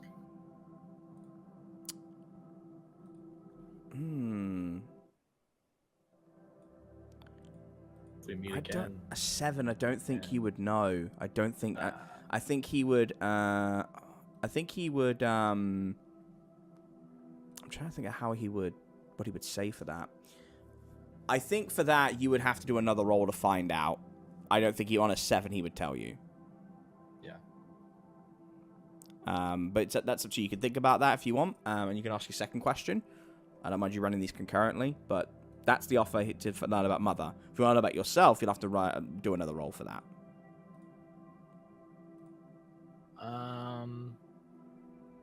So I'm going to think about that, and then I'll ask another question. Mm-hmm. Manipulate someone. +0. Wow. What do you know about me that I don't? Okay. Nardelus. Okay. I guess we're doing this. So he floats down close to you, and the spirits around here are beginning to really coalesce. Flebs, and he says, "Well, I'll tell you what I know, but before that, what about my offer?" Oh God. Now this won't affect All whether right, you I'll help you this out. won't affect what he tells you because you've already got the 11. So I'm not going to retroactively fuck that. But you said you're going to do it. Because I want to know about my mom too.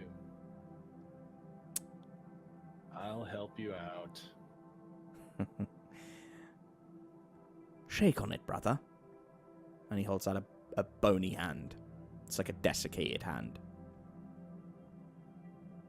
All right. Flebs reluctantly shakes Nardelus's grubby little hand. Roll to act under pressure. Okay. This is going to be so juicy. Ooh. 11. Let's Perfect. go.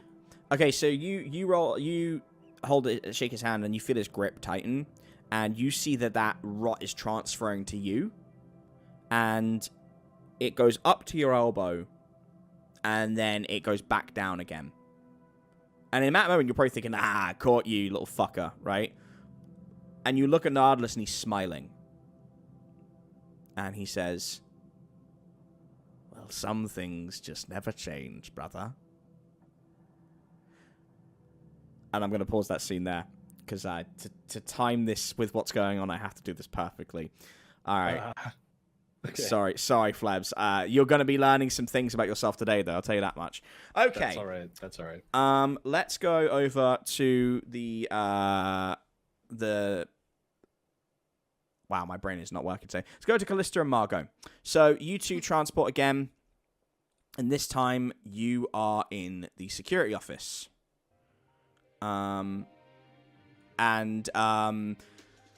It's where you guys have been chilling. And it's barren, and you can hear a commotion somewhere in the building as you drop in.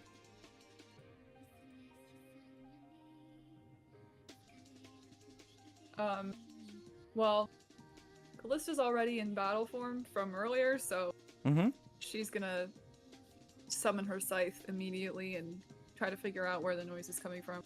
Okay. So I think that'd be roll investigate mystery, would it be? I think. Probably. Yeah, we're like, wow, I Either should that know or that. sharp. Yeah, we're like, oh, you could just do a sharp roll, I suppose. Yeah.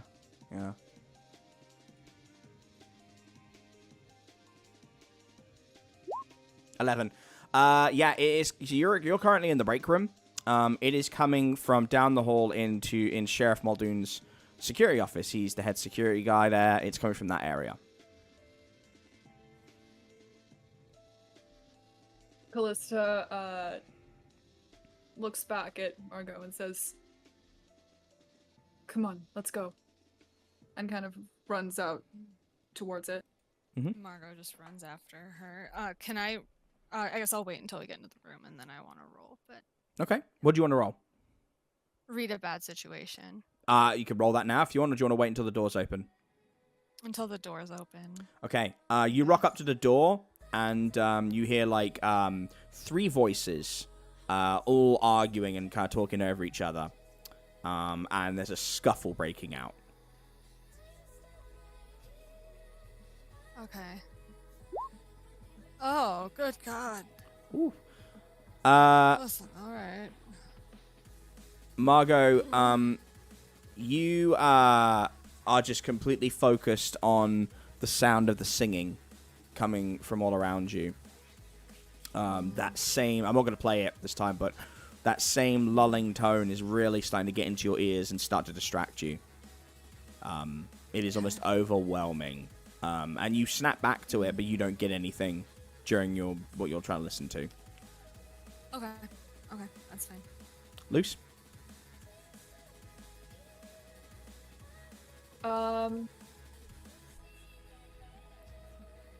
Sorry. Yeah, I guess, can I also just try to read a bad situation? Yeah, go on. Or- Okay.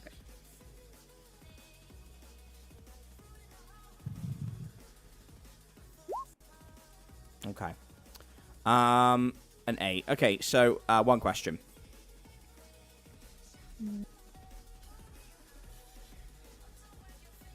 I'm stuck between 2. No, it's fine. What's the best way to protect the victim?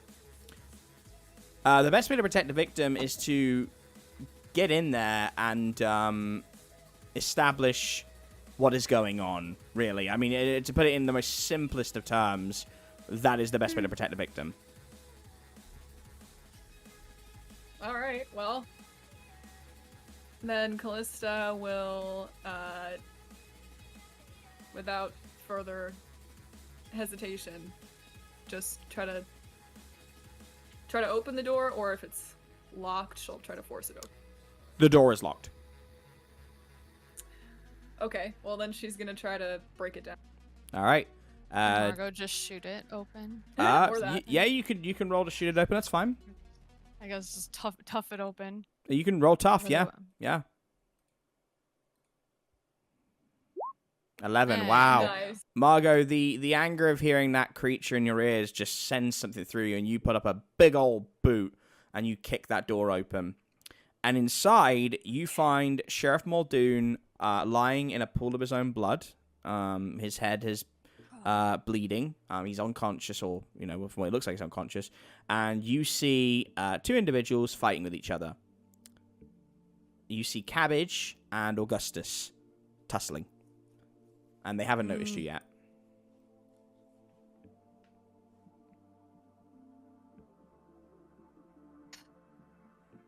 Do you want to help him or Yeah. I think, I think Callista would go over to where Muldoon is. I You mean, you're the can't one get with you the can't gun, get so- there. I was gonna say You won't be able to get there because they're fighting over Yeah, and Margot- around him. Oh, they're fighting. Oh, okay. they're fighting over. Okay. Yes. Got It's not a it, big okay. room. Sorry. And yeah, Margot just yeah. points her gun at Sorry. Yeah, Margot yes. just points her gun at them and just says, "Hey, what the fuck is happening?" Yeah, They Callista spreads all of her wings and just holds her scythe up in the same way. I will say it's a very cramped room. Like it's not a big office, so like I don't know if you'll be able to do that, but I know what you're going for. The 2 of them are, that's what I'm saying. As It's much as pretty she can. Yeah, it's pretty cramped, but they're still tussling, but they kind of like get into a test of strength. And August says, what was his voice? Oh yeah, it was like, "Hey, can you give me a hand? This creeper's a sleeper agent." And Cabbage pushes back and says, No, I'm not. He's the one. He just attacked Muldoon out of nowhere. Oh, damn it. All right, I want everybody's hands up. Everybody's hands off of each other now. Roll an intimidation. Roll. I mean, you do have a gun, so you'll have a +1 advantage. Oh, good. I mean, you have a gun. Intimidation roll? But unfortunately, men are stupid, so they're not going to stop just because you have a gun. Is that also a tough? Is that just to manipulate someone? You should have a roll for intimidation on Oh, your... I got the fervor. Yeah, Ferber, and it Got should... the fervor. What? Yeah. He's also right. Jericho would not stop you. That's the plus one. Fuck you. Ooh, 12. Wow. Okay. Both of them immediately freeze. And they turn and hold their palms up, and they are terrified of you. I mean, it's a 12. They might as well just pee themselves, but they are both just staring at you. And August again says, "You don't. It's him. You know he's got a body pillow of you, right? You know he's got a fucking body pillow. It's creepy, is what it is." And Cabbage's like, "No, it's not like that. I don't do weird. I just want to hug it. Why would you say that?" The fuck? All right, both of you against the wall now. Move over. They do as you instruct on a 14. And okay, and then August is like, "Bet you like this, you Now you fucking should be able- pervert." And Cabbage's like, "No, this is not fun. He's a gun, but what's wrong with you?" Yeah, Callista will, as they move away, will immediately go forward and kneel down beside Muldoon. Mm-hmm. And do her lay on hands. Okay, go for it. Do you want to inspect him first to see what the damage is, or do you just want to go Or straight for the attempt heal? to, at least. Sorry? Do you want to inspect him first to see what the damage is, or do you want to just go straight for the heal?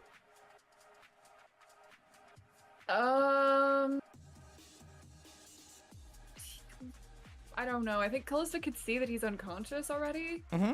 And I feel like that would be enough. Okay. for her, personally, all the so- blood would tell me to just jump Right. straight. That's to lay fine. on I just wanted to hands. make sure I'm think giving you the she's- option. No, that's fair. That's fair.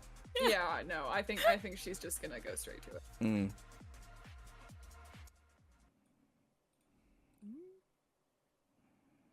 Oh, thank God. Yeah.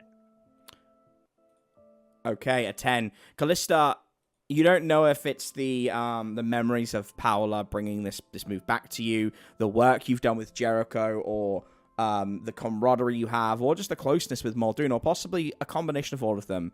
But you utilize lay on hands perfectly. It is a perfect, at a 10 roll, perfect lay on hands. And the crack in Muldoon's head seals up, and he slowly opens his eyes, and he looks up and says, "Oh, Jesus, did anyone get the number of that snowplow that hit me? Fucking Christ. Oh, hey, Callie. The fuck you doing here? I thought she was over doing some experiment things with all the creepy crawlies." Yes, well, we got word that you were in trouble, so we came right away. Trouble? Well, What do you... Almost right away. What are you yeah, I'm sure you came as quick as you could, honey, but trouble? What do you... I'm a little bit sleepy. I'm gonna go sleepies. And he just closes his eyes and just starts snoring heavily. In fairness, he lost a lot of blood. Yeah, no, that's fair. Callista just kind of like looks him over just to make sure that she actually healed everything correctly. Yeah. And then looks up at from the ground from kneeling beside him. She looks up at the two against the wall. And... Well, before you do that, Margot, was your eyes constantly on them? And be honest, or were you looking at Muldoon at any moment in that time? I think, Be honest. I think Margot probably looked for like a second, but was trying to remain hyper vigilant and aware. But the really awesome healing magic was Yeah, cool to look yeah. Roll act under pressure for me, bud. at. Okay, No, that's fair. I like that. Yeah.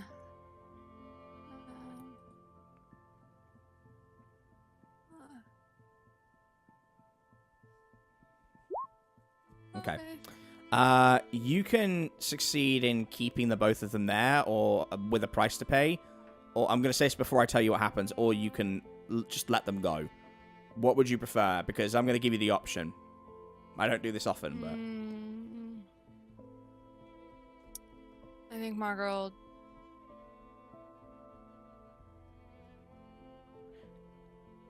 Essentially, let me rephrase it. So Okay. either one of them will get away, or both of them will, because you got a 9. Okay. If one of them gets away, you're going to have some consequence. If both of them do, I will not make you pay a consequence. Just to keep it fair, but it's your call. It's whatever you think you should do and Margot should do. Oh yeah, Margot should. Yeah, they should.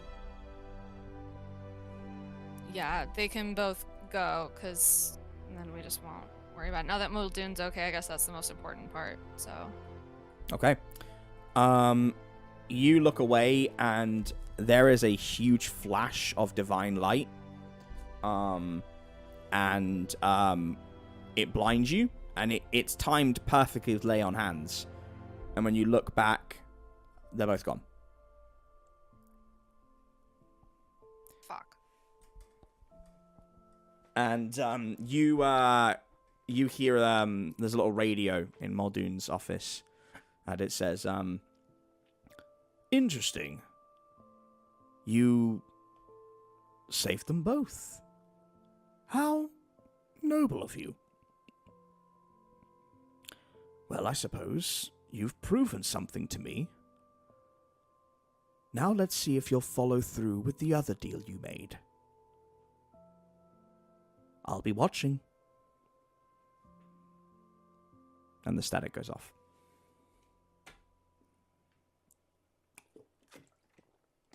We'll take a short break here. So we're only about an hour and a half in, but we'll take a little break here. Okay, we are returning. So the static has just gone off on the radio.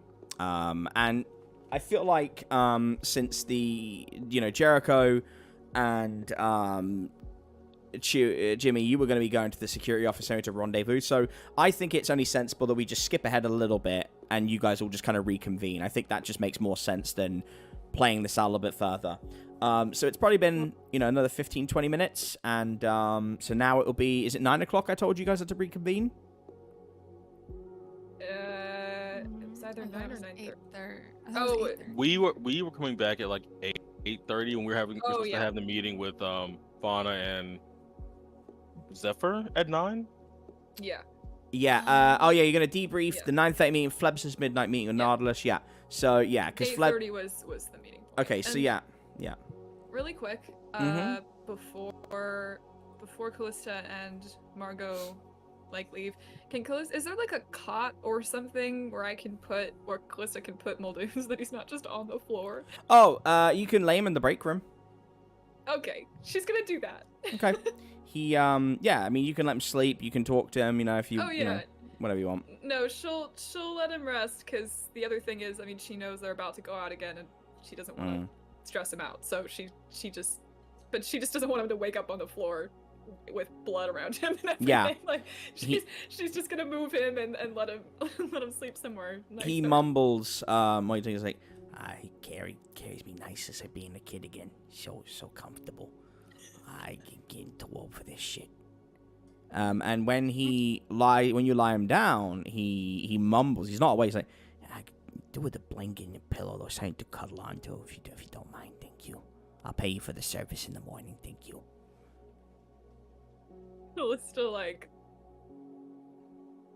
Callista chuckles softly and looks around. Like, I don't know if there's anything in here that would be a blanket. There's probably like some kind of like, there's like a few coats or maybe like a throw blanket that's in the break room. Yeah. Okay. Yeah. She'll grab him a blanket, and in lieu of a pillow, she brings back her plushie that they gave her, and kind of like hands it down to him and just says, "Keep this safe for me, will you?" He grabs and snuggles it and says, yeah, you got no problem. Hopefully be a mint on the pillow. I like breakfast at 7. Okay, good night. And he's out like a light.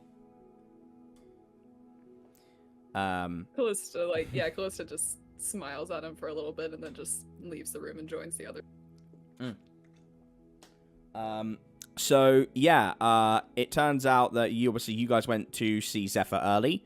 You went for a pre-meeting to the actual meeting, which now it's kind of all just came to the same point anyway. Really, you've just kind of circumvented it. So, meeting at the auditorium, which is the building next to the security office.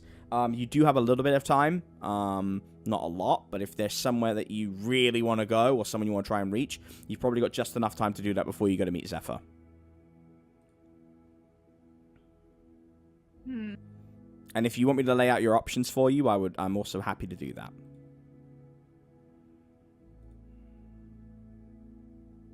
Please. So, you could go and meet with the Nightmare Junior Nightmare Detective League to see what they've learned. You could ask around, see if there's anything more on Schlengel. I would say you could maybe go and look at robotics with Professor Sparkleton, where Paint Gunkerson is. That would probably be the longest of the tasks, but certainly that's an option as well. And obviously Wayland is around if you wanted to talk to her. But again, these are all limited in what you could do with time.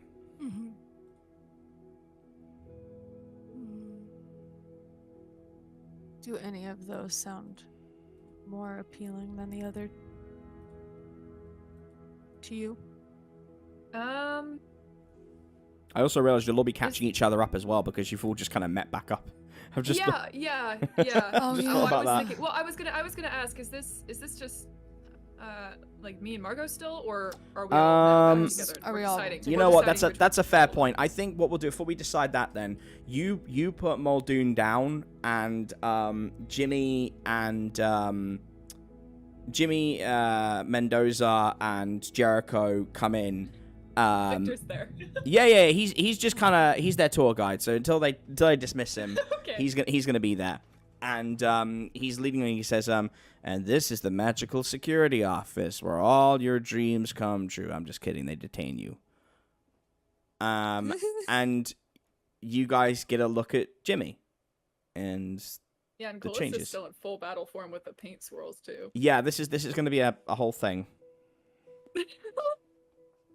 I told you they were having fun. I know you did. Jimmy, What the What- fuck happened to you? what happened? Oh, just almost died, came back, got knighted by the Council of Spiders. Same old, same old. That Can't. none of that has happened before, Mm. so No, none of that is That's- same old. It's very silly. I had an orange on my way here. I'm glad you're fed, Jericho. He did, but he didn't throw the rind in a trash can. He threw it on the ground. I told him It's it was littering. biodegradable. Yeah, but he didn't we told him. It's We told him not to do biodegradable, that. Biodegradable? Biodegradable? Hello, biodegradable. It's still littering. I mean, these nuts no. are biodegradable, Jericho Branch. You don't see me throwing them on the floor. Is that like physical nuts, or are you talking about like your testicles? What are we talking about? Wouldn't you like to find out? Wait, ain't they both physical No. nuts, technically? sorry, real quick. I'm still stuck on the whole technology thing happening here. Oh, that was just some things. I don't know. I wasn't awake for it, so I have no idea what's going on. It's only been like an hour. Yeah, Final How- works crazy fast. Yeah, she's really fast. If it makes this, I can explain this in 5 sounds, and Victor just goes dun dun dun dun dun, and then just waits and goes, do you get it now? No, Margot's laughing. not even a little bit. Oh, come on. Movie? I thought you said movie night. She doesn't watch things. We're trying to get her caught back up. Oh, But okay. most of these pop culture references go right by. Okay. So, Callista, you know how there are robots and there are people, and there are 2 different things? Yes.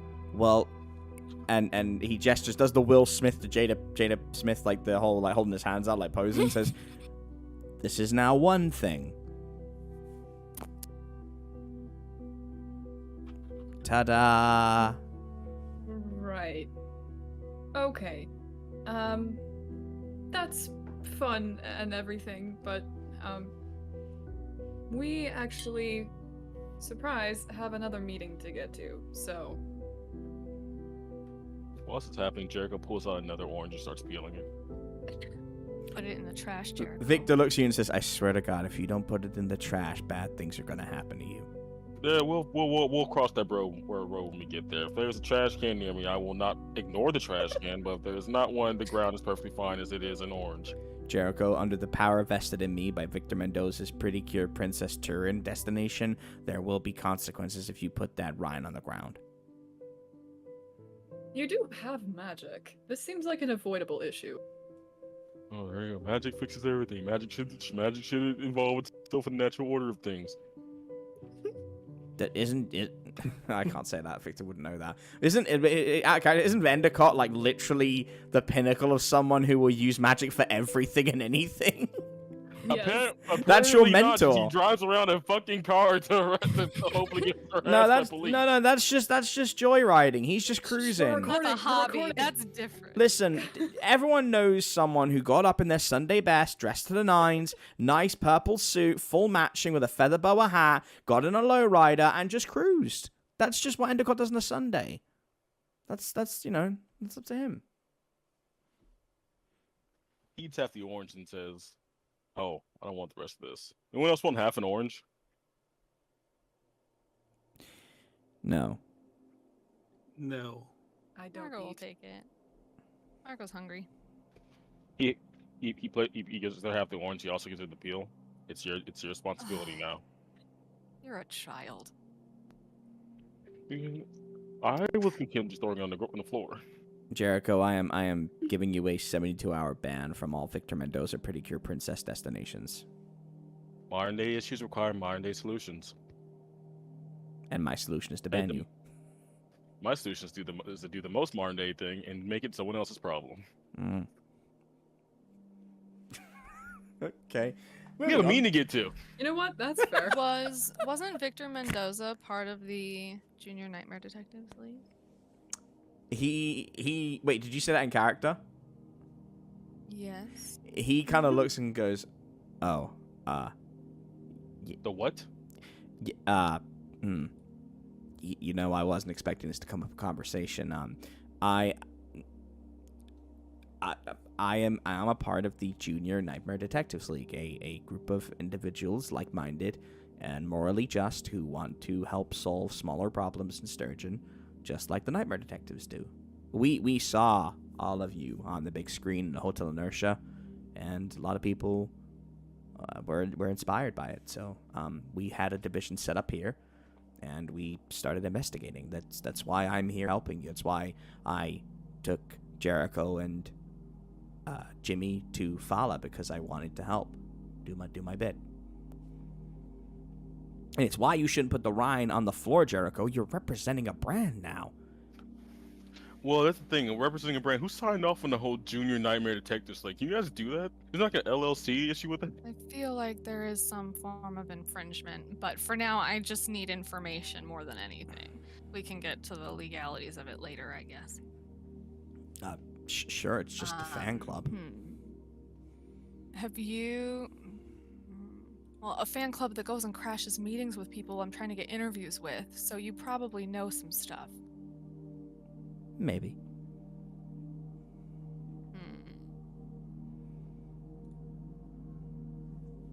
Let's see. I'm trying to think. Would I just manipulate someone? I'm trying to think of what I even have to ask him. I just want whatever information he's been able to get while he's been here. So that would be a manipulate someone. Sure. And obviously you guys share the rest of your information. And where do you also, while you make that roll, where do you guys want to go next? Or do you want to just go to the auditorium?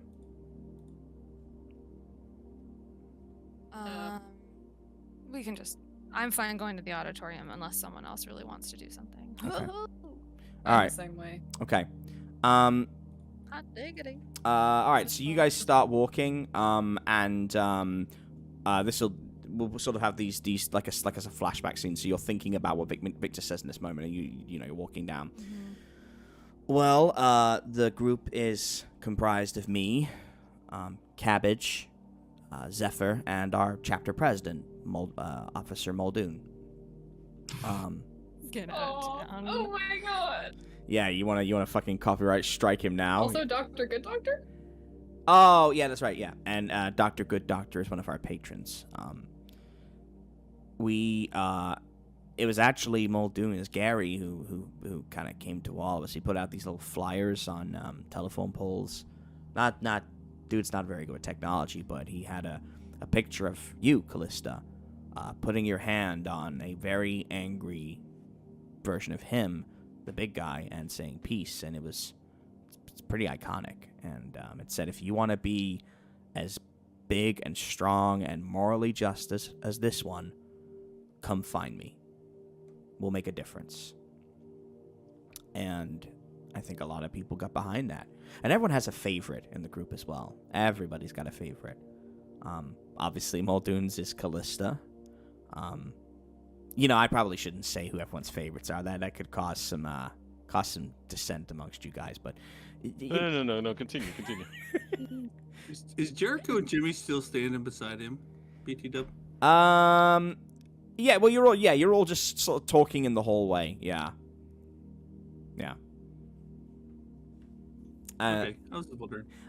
Yeah. He looks at you, Jericho, and says, "Well, even though you throw orange rinds to the floor, you are." There's no issue with that.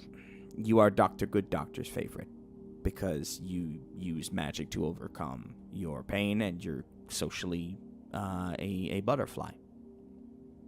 Yeah, I'm pretty great, aren't I? Margot, you are Zephyr's favorite because they like a human being. Oh wait, no, you wouldn't be Zephyr's favorite. Excuse me, sorry, no. Margot, you are my favorite. Because you. You're gonna say Kevin. Oh shit! Yeah. You know what? Maybe the one with the Wow. body pillow. Yeah. Wow. I'm forgetting my own law. Sorry. I'll be both our Marco's favorite. everybody's favorite. Right. Okay. Third time's a charm. Jimmy, you're my favorite because I want to grow up to be as big and strong as you, and you're really kind, and I really found it funny when you beat up your friend in that elevator. That was hilarious.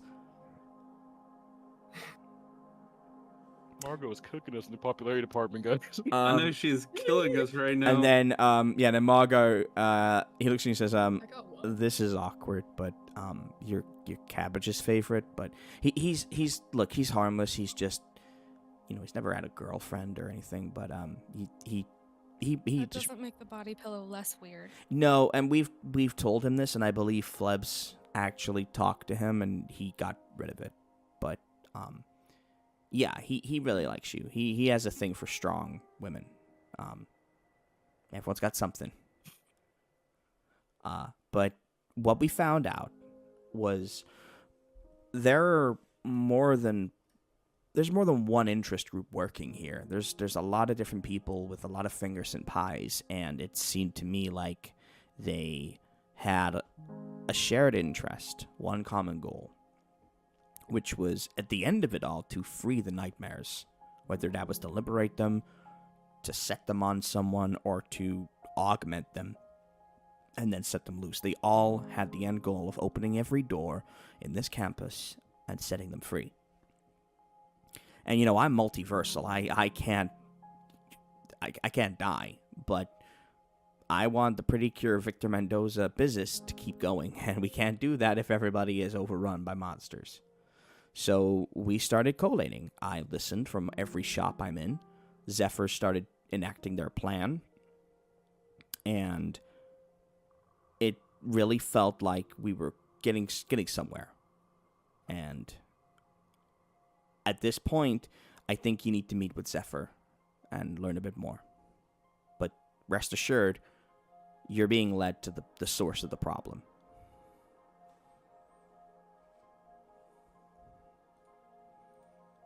Thank you. Ah, you're welcome. And please consider visiting Victor Mendoza's Pretty Cure Princess Fishing Hole, or Victor Mendoza's Pretty Cure Princess Shooting Gallery, or the Tourist Guide. We would love to see you. Tell at you some what, point. any of my needs, I will check for a. Oh, we have a Kmart. Victor Mendoza. We have a Kmart. Oh, Yeah, we fabulous. call it V-Mart. Then I'll just come to you for everything then. Thanks. So VM.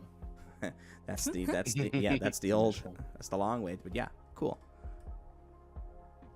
So you guys start walking down, and you're heading towards the auditorium, I guess. Flebs, I haven't forgotten about you. I'm just finding the right time to drop that in.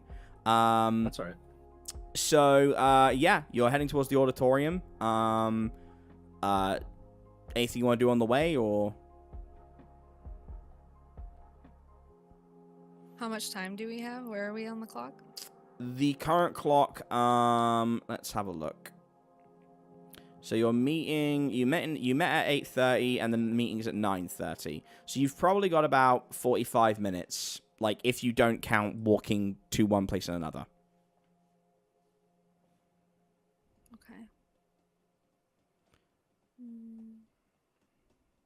What is the doctor that has the records of like everything going on in the facility, right? As in, so there's that would be a couple places. You could either go to Dr. Wayland again, over at the ethics committee, who had the proposals, or you could go to, let me look at my dome. I think that would probably be, and you guys tell me if you feel differently, but I actually think that would be Dr. DeFranz. From the Sturgeon Disaster Prevention Group, because I feel like he would have all that information to hand. Obviously, Gaspar's not going to have it. Schlengel's not going to have it. Gunkerson's not going to have it. Wayland would have some of it, because, again, that's sort of the job that she has. I don't think Sparkleton would have it. You haven't met Sparkleton yet, but that's one of the robotics guys. But if you want a reason to go over there, I can make him an archivist as well. And then you've got a double reason to go to robotics, but logistically, I would say the likelihood is it's either Wayland, or more likely it would be DeFranz. Oh, gotcha. Actually, I think out of anyone, I need to talk to whenever we find Rosencrantz again, or someone in zoology. I want to see if they had one of these fishes here that the other Victor Mendoza told me to get for him. Oh. Okay. So you want to go and find Gaspar? You want to find Rosencrantz? Yes, but won't we be heading to where he is now? No. He's in the cryptozoology wing. So he was with, he was with Zephyr. I suppose you could. No, do you know what? That's fair. It's fair to assume he'd probably still be with Zephyr. Yeah. I'll give you that. But that fish would be in the cryptozoology wing. It wouldn't be in. He would need to go. If you can convince him, he would need to take you there. Yeah, that's the route thing I'm going to take with this. Okay. So that's your choice. That's fine. Amy.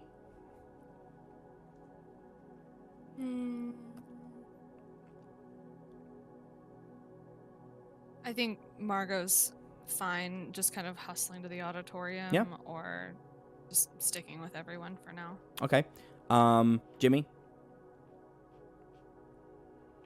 I think Jimmy would be. He would just. I guess just go on to the auditorium. Okay. So we can see what's going to happen there. Okay. Luce, are you happy with that, or is there any way you want to go? No, I'm fine with that. I don't think Callista's. Okay. Like, she's the one who technically agreed with Zephyr in the first place, so. Okay. She's fine to do that. Okay. So you guys go. You guys go into this huge building.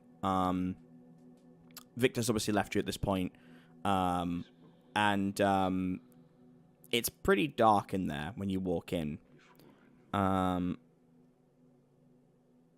think you're probably going to have a little bit of a fumble around to figure out what you want to do here before I kind of lead you in.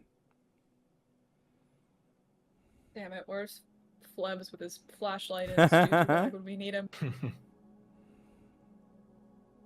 Jericho just starts like clapping. Maybe it's like a clap on thing.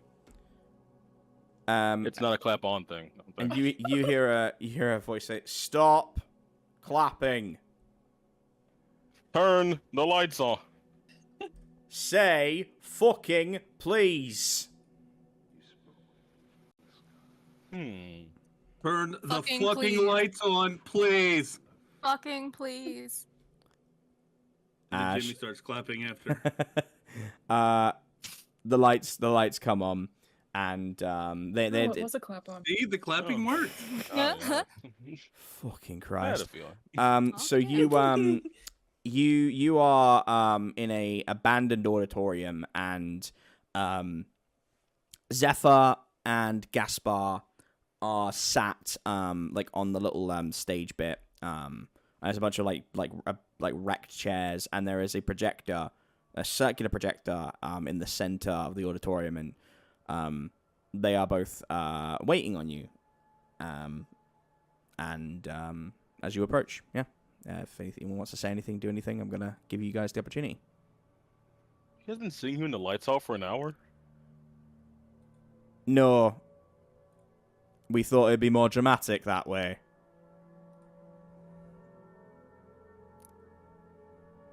Okay. So then at some point, one of you got up, went to go turn the lights off, and then went back to your Yeah, those answers seat and contradicted sit each down in other. the dark. But to be fair, I do think it has only been half an hour.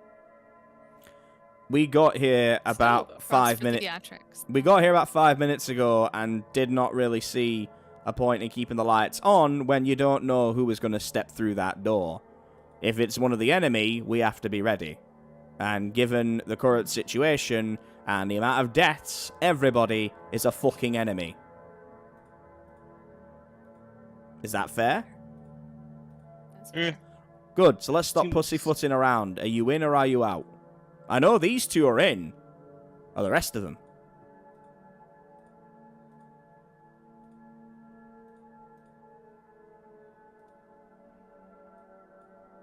Can I just jerk reaches into his like jacket pocket before we start on that? Hey, Gaspar, are these fish here? I have like a little thing that I have to get for like a Victor Mendoza. Doing this before? Right now? I want to know before, and I'll do the whole like freedom of the nightmares thing, and then I'll have this done, and I'll have Jericho. to do it before we leave. Jericho, you'll need to act under pressure. You need to roll act under pressure because you just put your hands in your pocket in front of someone who's very paranoid. Okay. Actually, That isn't gonna just go unheeded by someone who does not trust you. Got an 8. Okay. You can do this, but there'll be a price to pay, or you can abandon it.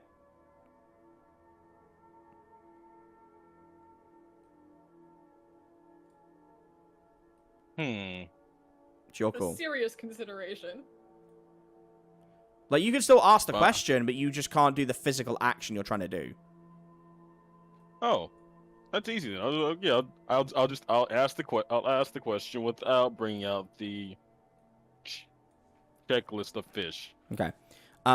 You reach your hand in, and immediately Zephyr has teleported and is right at your throat. With a very sharp blade, and says, "Don't you move a fucking muscle, Magic Man. Put your hands This is the Put craziest your fan club hands- meetup I've ever. out of your pocket and put them at the sides, please." Okay. Would you like me to do this really slow? Like They start pushing up against your throat and are like, "I don't have the time or patience for funny man today. Please do it now." I'm doing it. I'm just a weird way for a fan club to meet their like. It's also not great when you pull out a weapon, and when I explain why I'm cagey, you'll understand. But you seem hell bent on trying to put one over on me. For once, you need to step out of the spotlight and fucking listen. Well, no, you're true. Right. It wasn't like, gun is like on the belt, so there's not much I could have pulled out, but I get you. I get where you're coming from. You are literally a conduit for arc lightning. Then I wouldn't literally need to reach into my damn jacket pocket. Do for I? that, Do alright. I know that? We're getting nowhere here. But you take your hands out, and Zephyr's getting flustered with your silver tongue, and that sounded wrong. Wow. Who's Zephyr's favorite? You silver tongued devil, you. Zephyr just kind of is, they're not super comfortable being this close to Jericho, but it's paranoia that's overtaken them, and He has an effect on people. yeah, and they look at you and say, "Go on, ask a question," and they take the blade away, and they linger for a minute, and then they teleport back. Okay, Victor Mendoza, not the Victor Mendoza that you may know, but Victor Mendoza that I knew from Hotel Inertia, the one that runs the watering hole, not the gun shop or the whatever the fuck else he runs. Oh, you mean oh gosh, I'm trying to remember the name. Purikira Perenesu Victor Mendoza Kota Purikiria Rokoshin no Shinkai Doritsu Roke. Oh yes, I know that one. Yes, it's a rather terse individual, isn't it? A bit strange. Very. Now, he get exchange for some flowers that I feel like I've now been overcharged for. He wanted me to bring him 3 fish. Mm-hmm. You guys have like a good fish supply here at the zoology wing? Question, really quick. Mm-hmm. That Victor technically died. Mm-hmm. No, that one did not So- die. No. No, not the one you shot. Those are the one at the fishing hole and at the Hotel Inertia. Okay, shot they're the shooting all range different one. ones. They're Got it. multiversal, so yeah. Okay. I didn't know if there was. I mean, that one didn't know died, there was and then one, another version that remembered came and took its place. Yeah. Okay, Yeah. just making sure. Yeah. Roll manipulate someone, Jericho.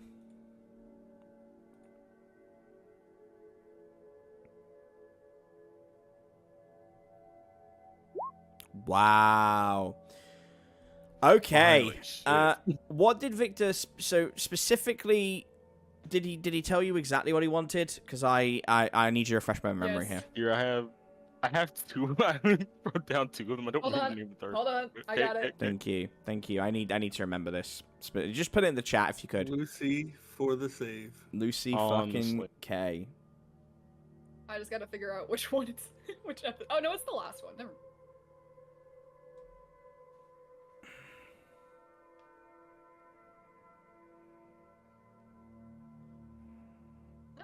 No, it's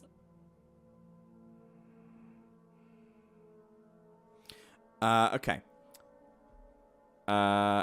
So he he looks at you like quizzically and says,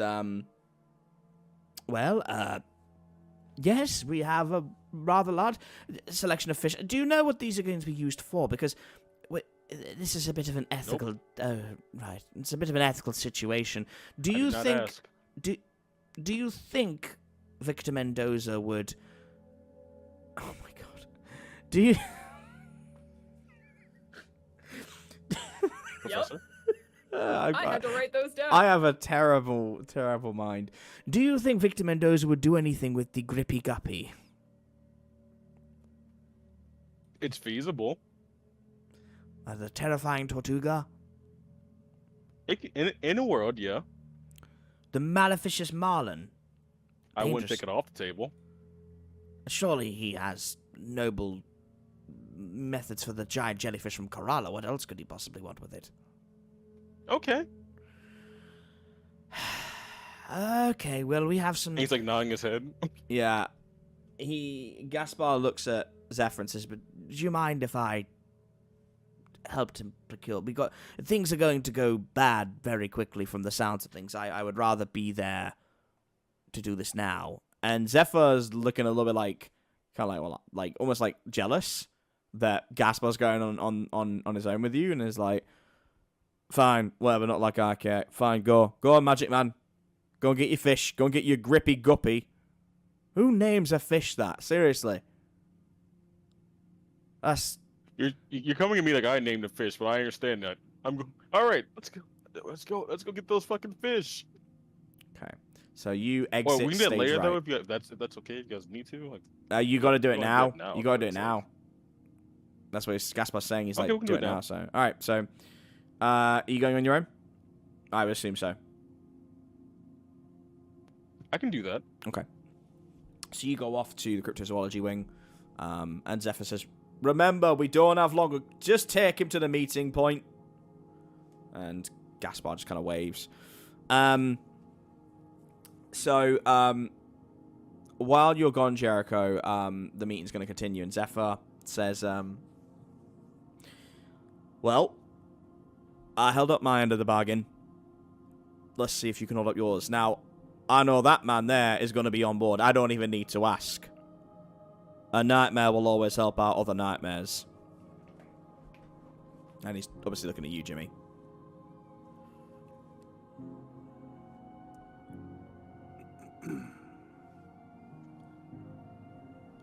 You are correct. I am here to help other nightmares. I may not be here to help you, but if my friends here have promised you to, or I should say, cooperate with you, then I will tag along for the time being. But another stunt that you pulled by pulling a knife on my friend will be met with violence. I pulled a knife on him because, as you may be able to tell, I cannot trust anybody here. And as I'm about to explain, if you'll let me, I will give you some credence as to why I did what I did.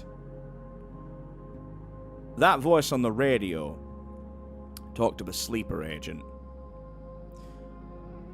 The problem that we're finding is it's a sleeper agent that can shift and change.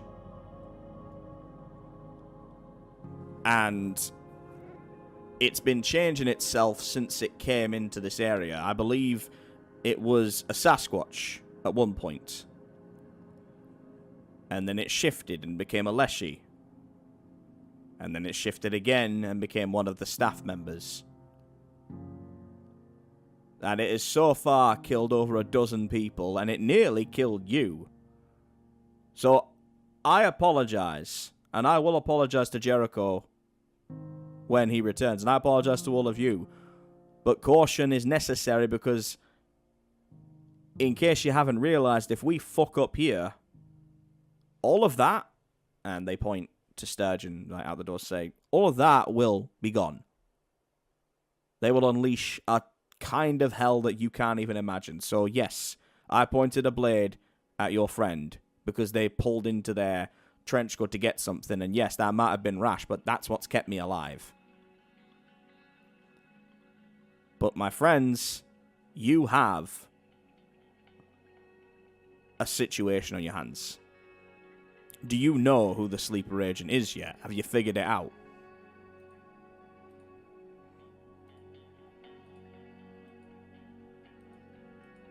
Not exactly. No. We narrowed it down to 2. But Yeah. that's doesn't count. To 2. Who were they? Cabbage and Augustus. August. Oh, the name works. Well- It's just short for Augustus. Well, I don't know. technically, I guess if it's a shifter, it could have shifted into either one of them. So, the thing is, if that's the case, they were both arguing that each other were the sleeper agent. So of course one of them was lying, and the other must have seen something. But both disappeared. Let me show you something. And Zephyr pulls out a little device and pushes a button, and the projection in the bottom lights up, and you start to see a series of CCTV footage has been actually redacted.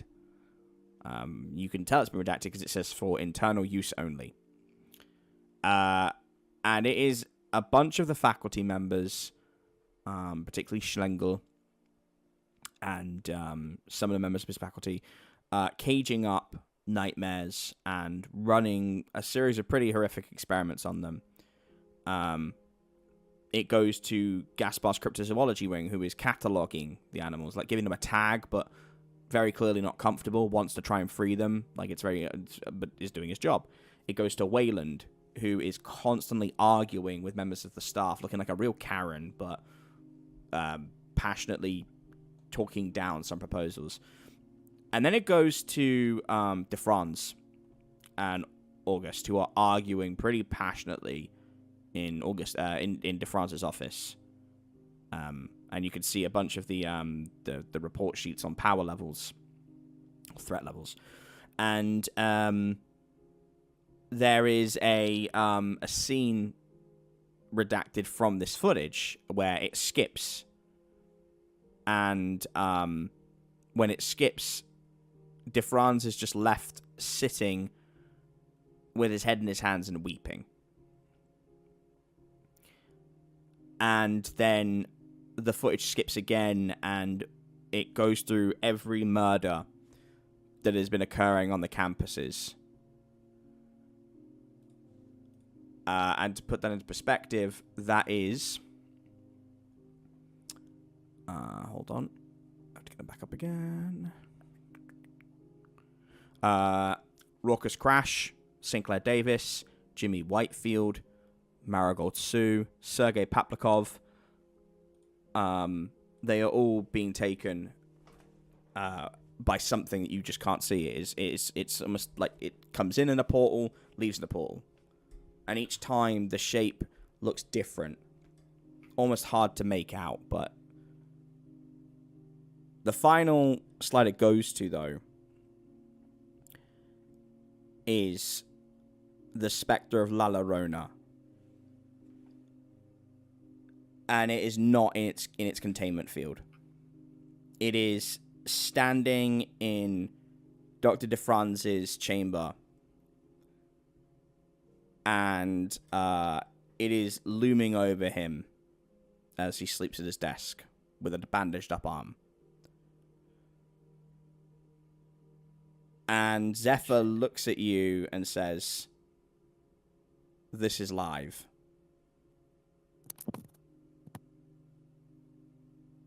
Margot turns to Callista and says, "We need to get there now. Or as fast as we can, anyway." Callista nods and says, "I can try to fly us there. Hopefully that paint still works." You haven't been to de Franz's office before. Shit. Can I get us close? I could get us close though, or closer than we are Yeah, now. you could get to you could get a certain way there. That's better than nothing. Yeah, as close as we physically can get would be great. Zephyr nods and says, "All right, but I would suggest you keep eyes in the back of your head, because we don't know who it is just yet." But yeah, if you want to go for it to move all of you.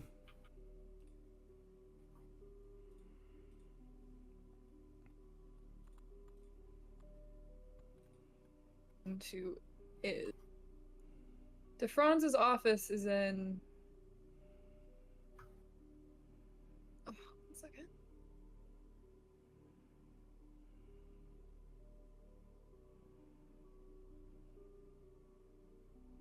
There we go. Okay. So his office is in the Central Dome, right? That's the disaster prevention. Yes. His is let me just check it on my map. I put all the domes in one place. Where are they? Come on, where are you?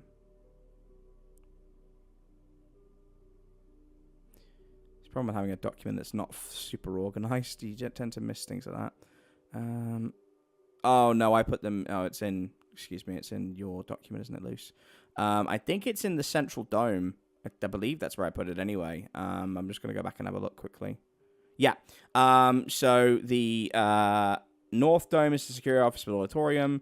It's in the central dome near Fowler's Clinic and the debate parlor. Yeah. I was gonna say, so Fowler's Clinic. Well, I guess I've been to both of those places, so whichever one is closest. Before you roll, Zephyr hops down and says, regardless, our plan is going to start there. Because we're going to free every nightmare tonight. Before any more damage can be done to them.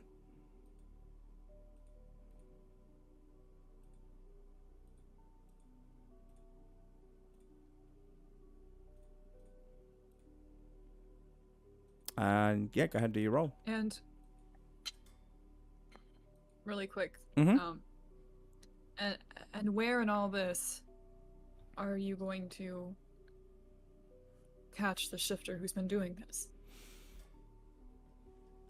I have a device, as you might see, I'm pretty apt with technology, thanks to someone at this department.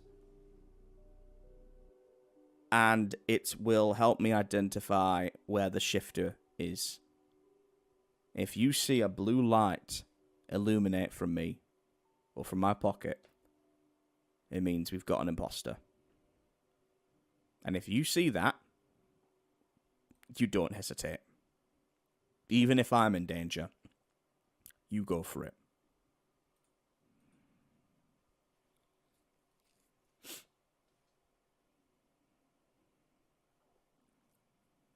All right then. Okay. Let's go.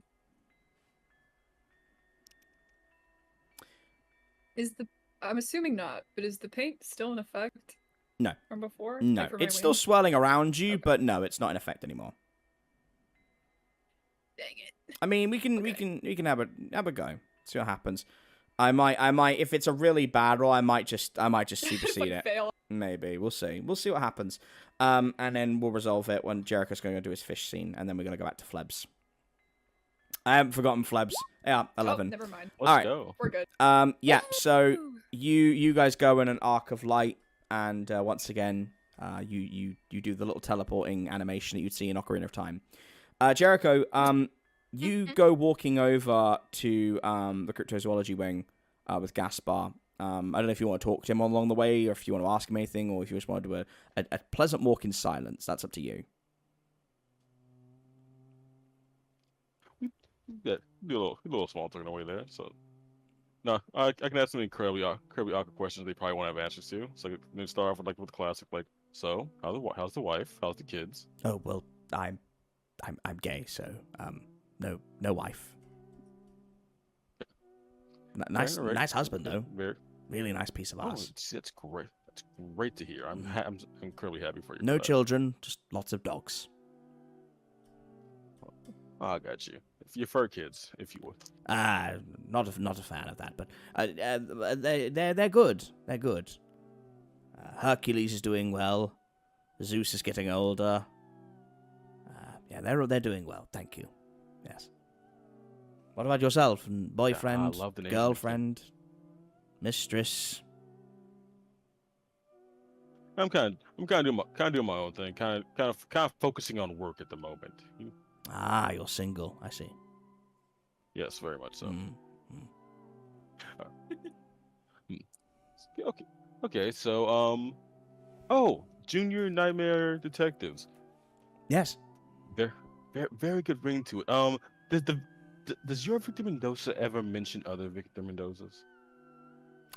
They don't like to talk about each other very much. I think it's like being a twin. I think they get a bit tired of each other over time. You think, like, if I gave a Victor Mendoza the fish, he could then pass it along to the specific Victor Mendoza? Like, they have like their pockets are all intertwined, like they're all like linked to the same Victor Mendoza. I think that's slightly racist of you to assume that they're all linked together by their pockets, but I I think you might have to It ask. could be like a wallet or like a hole in like in their van. Or something. No, it's just giving me vibes of, oh, you're insert race here. You must know, friend of indeterminate race. Like, I don't think it quite works like that, Jericho. It's different when they're literally the same person across multiple different spaces. Is it? Is it though? Yes.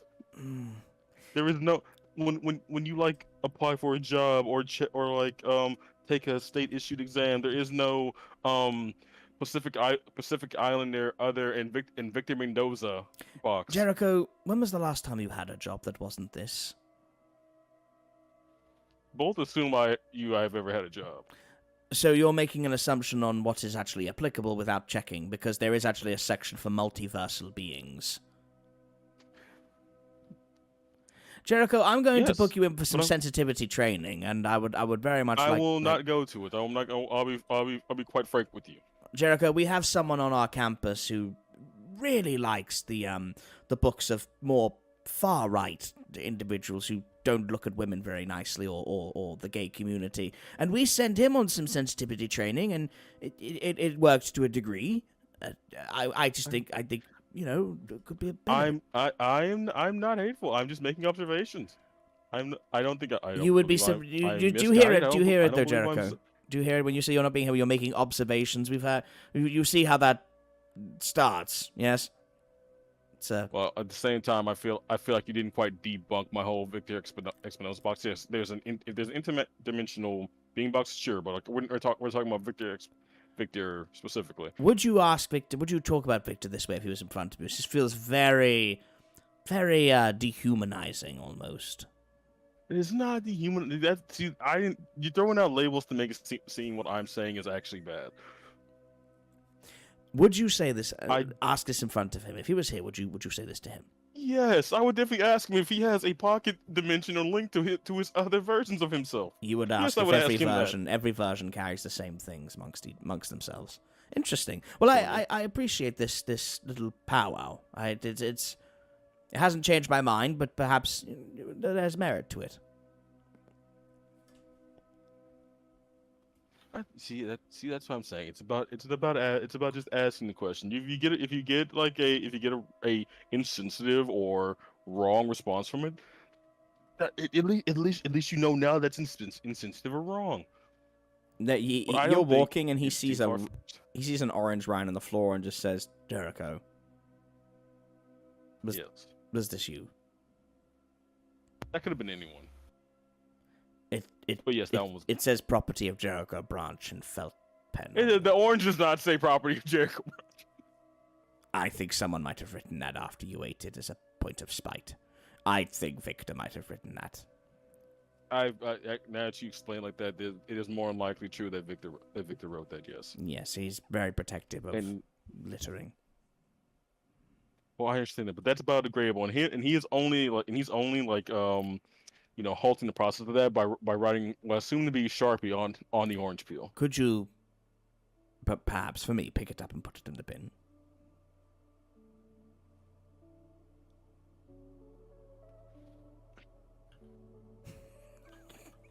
Sure.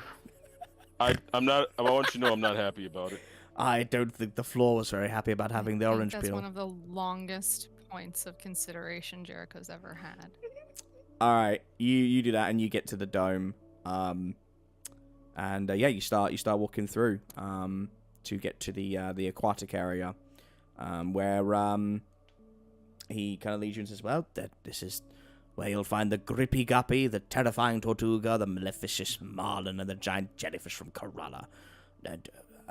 Do you need anything? Would you like company?" Crazy enough, I was just in this dome maybe 2 hours ago. Oh yes, but you were on the west side. This is the east side, where it's a pretty big dome where we keep the we keep the aquatic areas. Yes. Would you like some company? Do you want to do this yourself, or? You can come along. I mean, I would very much like for you to point at things, not and me just grab them. Sure. Okay. And you do this for a little while, Jericho, and it goes on, and you get to the get to the giant jellyfish from Kerala, which you have to really sit down for a while in the silence, and gives you time for conversation if you have any more questions to ask before we move on. I don't believe so. I'll Okay. do more questions. Yeah. Okay, so I'm gonna say you're pocketing these into like a little space in your in like, you know, it's a spell, so like they have water, they're fine, and you can kind of hide them away until you see Victor. And the jellyfish goes on, and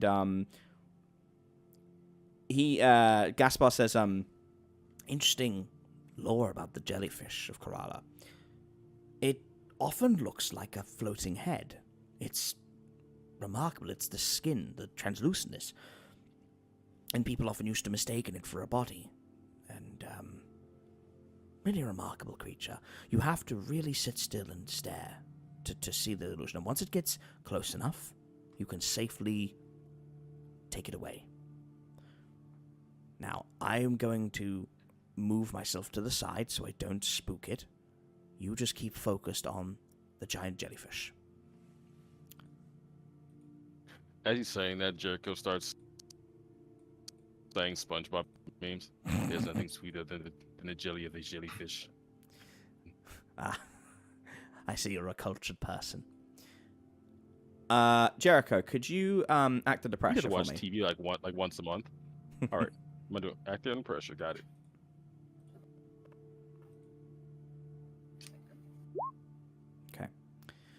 You are able to grab this jellyfish with complete ease. It's almost like natural to you as you bubble it. You see, once you take it away, there's something floating in the water. It is the bloated corpse of Gaspar, face down and floating towards you.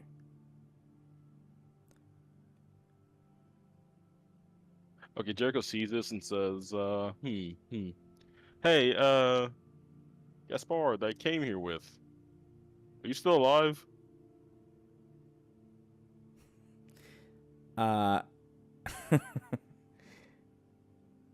There's no answer. You look around and there is nothing. Yeah, typical. Can I roll either use magic or investigate a mystery? Yeah. Off on that. Yeah.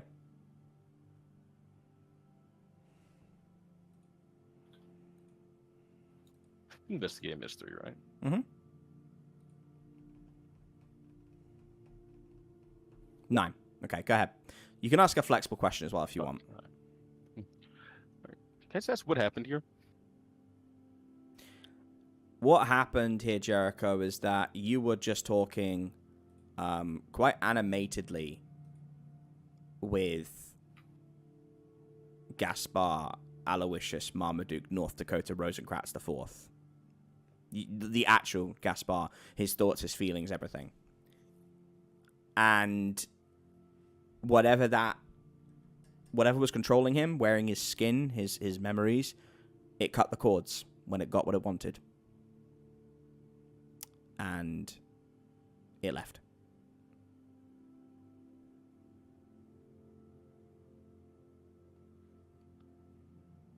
Oh. How do I explain this to Zephyr? Okay. Okay. We're gonna go over to Flebs for a second because we're getting deliciously close to some cool things. Okay. Yeah, I apologize, Flebs. It's one of those things whenever there's a stasis situation, I gotta try and pan it out in between the other stuff. So. Yeah, no worries. That's fine. Flebs, bear in mind it is currently midnight, or actually it's probably at 5 minutes to midnight for you, whereas for these guys it's about 9:45 going on 10 o'clock now. So you know that you've been walking the whole time that they're doing this. And he's smiling at you, Nardelus is smiling, and you see the sky above you change. There's a small gap in the fog, and above you can see the moon. It is becoming a black with a red hue around it. And it's very, I guess cool would be the word normally, but it's terrifying in the moment. And Nardelus says, I brought Mother back because it was the right thing to do. Because Mother wasn't ready to leave this plane of existence. Mother didn't deserve what happened to her. And you were too young, too wild, too unstructured to do what needed to be done. I had to be the one to make it happen. And so I did. So you feel justified basically playing God like that? God is in the eye of the beholder, Flebs. There is nothing up there waiting in the heavens when we're gone. Gods exist in this reality. There are things, Flebs, things of great power, of immeasurable strength and size and ancient wisdom. Those are gods.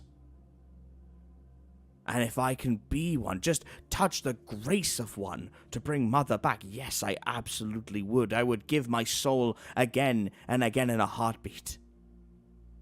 But that's not Mom. She would have looked at me and known who I was. She would have recognized me. I'm her son. She just kind of stared blankly. So, great job bringing Mom back. He, his eyes flash, and, he, takes a step back, and he summons, all of the recruited gravediggers, some of which are masked that you don't see. But your mother's there. And he, turns to her and says, "Who am I?" And in a raspy voice that doesn't sound like your mother, not much anyway, she says, "Nardelus." And he looks back at you and says, "Well, it seems she recognizes me, Flebs. So the real question is, why doesn't she recognize you?" Maybe because you're controlling her with your magic. I still don't believe that's my mom. As much as I would like to. You fucked it up, Nardelus.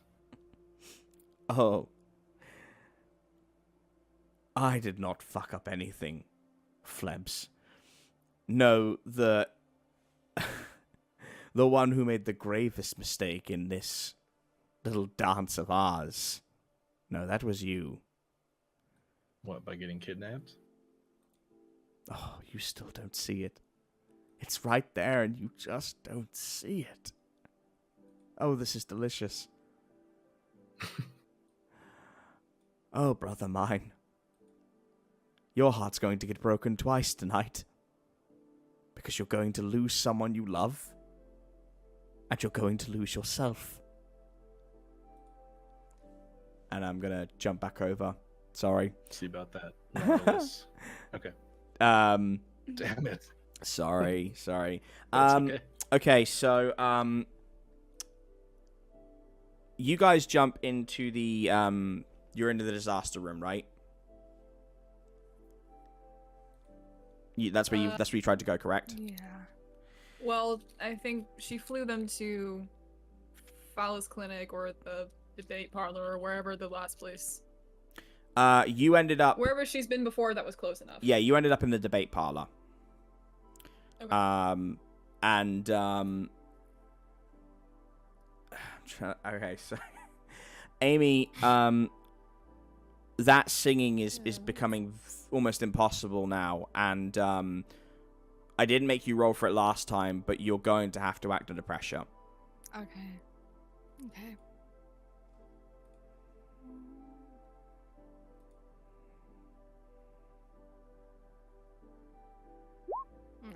Okay. 8. You can resist it, but there'll be a price to pay, or you can give into it. but I'm going to make these harder and harder if you resist them. It's your call. I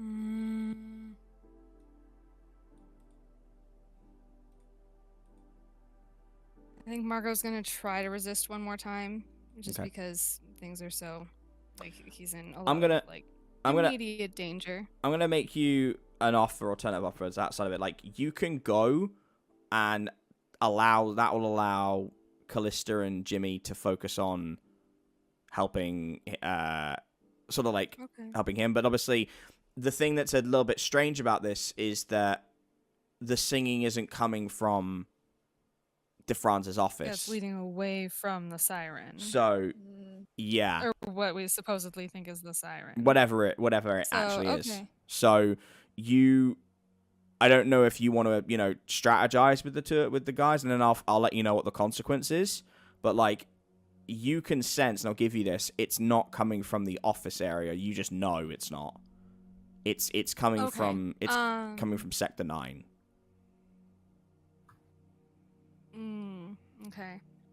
Yeah, so I will kind of take a second and fill Callista and Jimmy in on I know that I think Callista kind of knows that I've been dealing with the music, but I don't Sort know of. to what extent, sort of. So yeah, I'll just fill them in on that and let them know that yeah, I don't sense it coming from that way, and I think I need to follow it.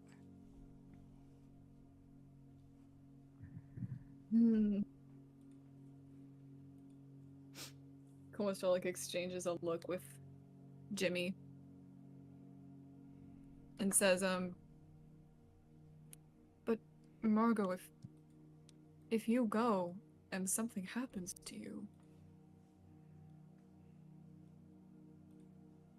what would we do then? I don't have an answer to that, but if you don't go and help DeFranz now, he is going to die. So we don't really have the luxury of choices right now. But I think I need to follow this and try to figure out where it's coming from, because if that's not a siren in there, I don't know what it is either.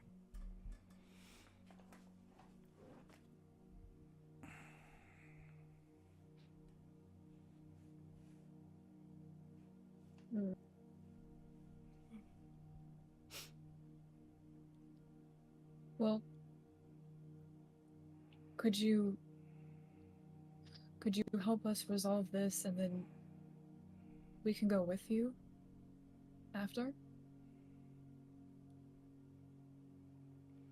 Do you have to go right now?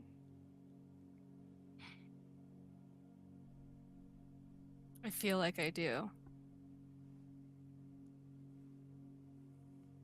I wish I could explain it better than that, but there's just something that is telling me that I need to follow this now.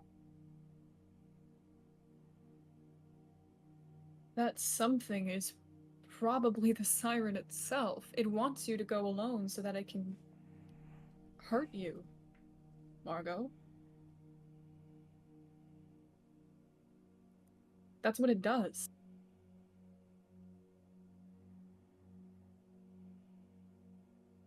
Please tell me you understand that. I do.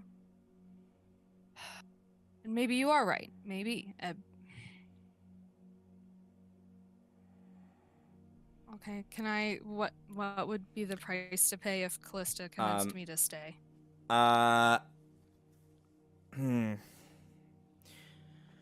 So I think... Because now Margot wants to stay now. Of course. I think the price to pay would probably be that you're going to be very ineffective in combat. Okay. You'll be very distracted. Okay. That's But- fair. Yeah, Margot will just look at Callista and just... You are right. It's Okay. just... It's so loud, and I can't ignore it. And I'm sorry about that. I really, really am, but remember what I told you earlier. You don't have to go confront that thing alone. As soon as we resolve this, as soon as someone is not in immediate mortal danger, we can go with you. Remember that above whatever that siren is trying to get you to think. Zephyr I'll do my best. kind of looks at the two of you and says, well, this is no bloody good. How about me and Big Man go and save the disaster officer? You two go on ahead, we'll catch up. I think we can handle it, don't you? I like the sound of that plan. You two go ahead and head towards Sector 9 and Margot's target. Me and Zephyr will handle whatever is here. To the best of our abilities, anyway. Are you sure? Oh, we'll be fine. My speed, his strength. Fucking hell, nothing will stop us. We'll be fine. You two go on and go. We can Margot unlock. just- We can unlock the cages from Margot disaster just area. looks at Jimmy and says thanks. There ain't no reason for you to thank me. This is something you have to do, and I feel like Callista, I don't think you should go alone.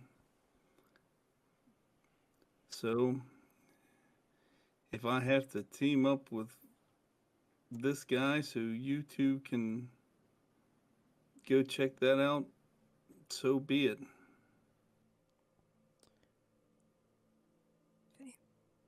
Zephyr gives you All guys a nod and says, we can get the cages from there as well. We'll unlock everything from the central area. Oh, and by the way, and Zephyr walks past and gives you a knock on the arm, like a penguin says, I'm not a guy. And they head off. Oh, well, sorry. My bad. But I understand we're gonna unlock cages, but we're not unlocking cages in Section 9. We don't need to. Section 9's remotely controlled. Great. I like it. Let's roll. All right. We'll meet you back as soon as we're done. We'll meet you. We will meet you there. It's quicker if we meet Is you. that- Trust me. All right, well, good luck. You as well. Jericho, you've got your fishies, and you are coming out of cryptozoology wing. So you're not far. Like, you're in the South Dome right now, but you're near Sector 9. So I don't know whether you would go there, though. I don't know whether you would, go. I feel like you would go to the disaster prevention area. That's just my guess, because you wouldn't know they're going to Sector 9, right? Could you repeat that? I'm sorry, I didn't quite catch all of it. That's okay. I was saying you've got your fishies, and I feel like you would, go, because you're in the South Dome right now, and I don't think you would go next door to Sector 9, even though that's where they're going. I feel like you would go back to disaster prevention, because you wouldn't know any different, right? Yeah, exactly. I feel like that's apt. Okay, so, we'll have you say you're are you running or are you walking? What are you doing to get there? I'm pretty sure I was just gonna be moving at a pretty hurried speed with the authorization that the shifter was with me. Oh, the shifter was with me. Oh, it's bad. So I'm just saying he's moving pretty fast. Okay. I think he's running. Make a quick weird roll for me while you're running. The weirdest run in the world. Amazing. You get a message through in your brain, and it says, "You have a collect call from Babylon Stump. Do you accept?" Sorry. Yes, I think I would. Thank you for Jericho using. Branch kind of busy. I wasn't expecting that. Thank you for using Wizard Sprint. We'll always keep you connected, except in the astral plane. And you hear this voice, and it's staticky to begin with. And it's Jericho. It's Babylon. Are you okay? Pretty good. Just taking a brisk stroll through the center. Is this that sounds rude. Is this important or urgent, or important? Hang on. I'll clean up the signal. And there's a bit of a buzz, and then they are floating in front of you while you're running. Like, it's translucent. They don't look their usual arrogant, cocky, smug self, Jericho. They look pretty upset. And they say, Jericho, we've just been to see one of our soothsayers. And they told us what happened. And I want you to know,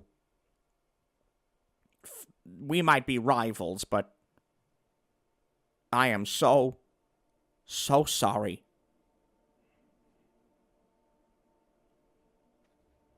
Thank you for your condolences. What are we condoling? What are you talking about?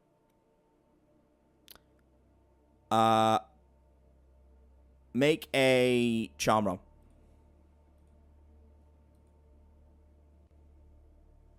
Oh, buddy, 6.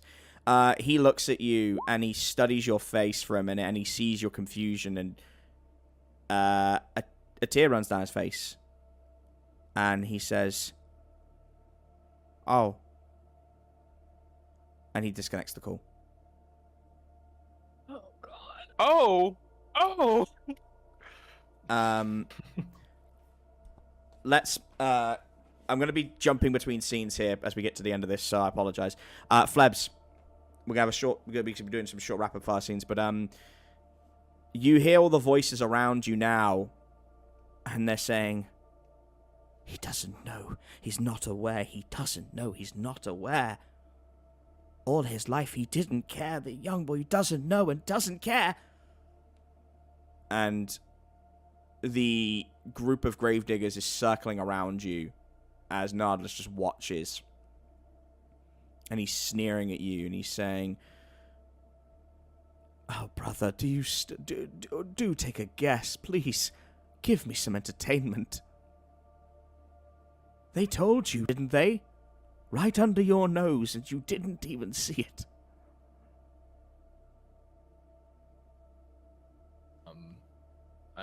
I think it's got something to do with my ability to house the cryptid compendium, even though I'm not a member of Madame Lockwood's family.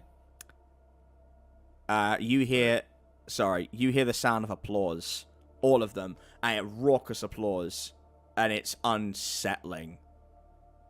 And he smells this.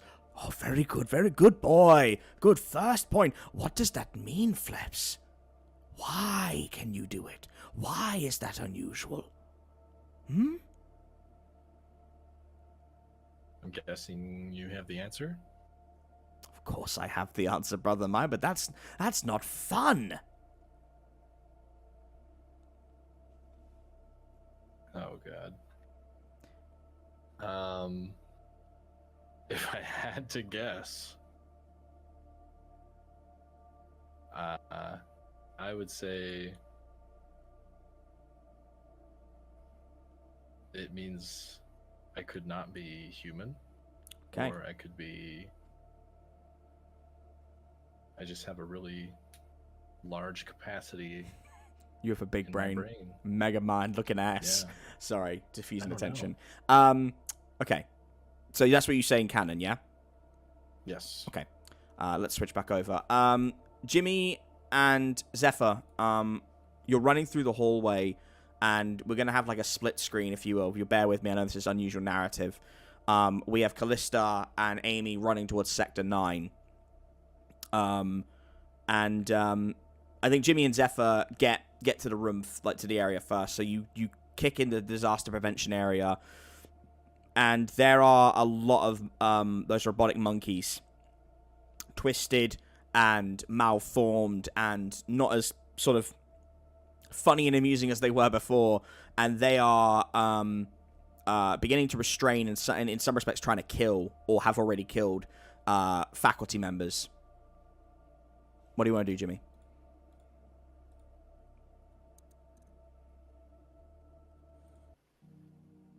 Jimmy would like to go to his battle form. Yep. Now that yeah, it doesn't require taking the bracelet off, he just shifts to it. Yep. Kind of like the Callista shift from her like normal form to the battle form. Mm-hmm. And I'm gonna engage the monkeys. Okay. Zephyr runs ahead of you and says, "You take the bulk. I'll go straight for the door." Sounds like a plan. All right, roll kick some ass, bud. Amazing. Absolutely amazing. You charge the gauntlet and you smash down on the ground, and it sends a shockwave up through these monkeys, and because you've rolled a 13, you obliterate all of them. Just all of them in one shot. Because of the harm level you do relative to their energy levels. They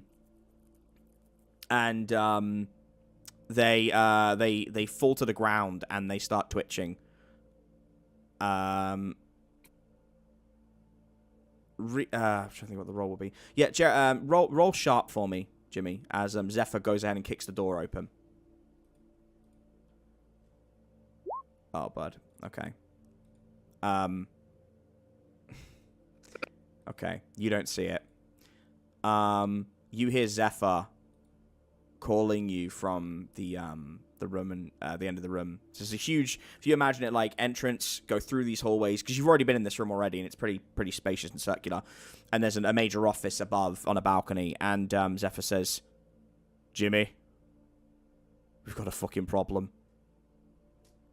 And you go up, and DeFranz is dead, and the specter that was above them is a projection. It's not real. And you hear the doors lock, and at the same time, Margot and Callista, you have gotten to the entranceway to Sector 9, and it's scanning you as a voice calls out to you and says, "Oh, I have visitors. It's been a while since I've seen you. Do you know why you're here? What you need?"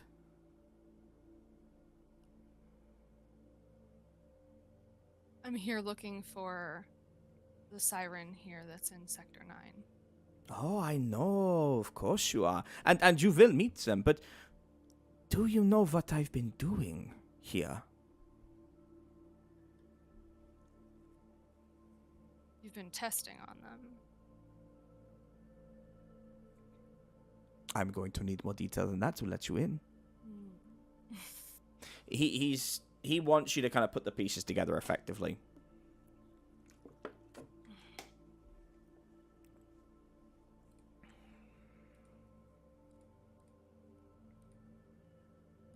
Well, we know you've been trying to make something more dangerous. You've been weaponizing them. And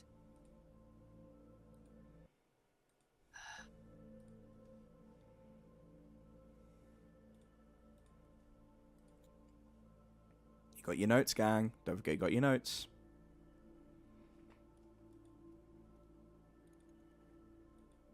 This is the other thing with a hunt like this. I want to see how much you can gather from the info that I've given you.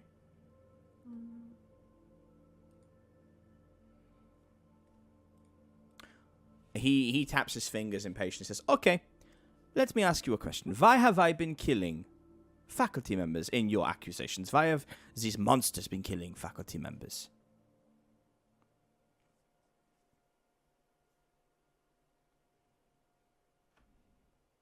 Because they've been in your way? That is part of the reason, yes. Do you not see the pattern?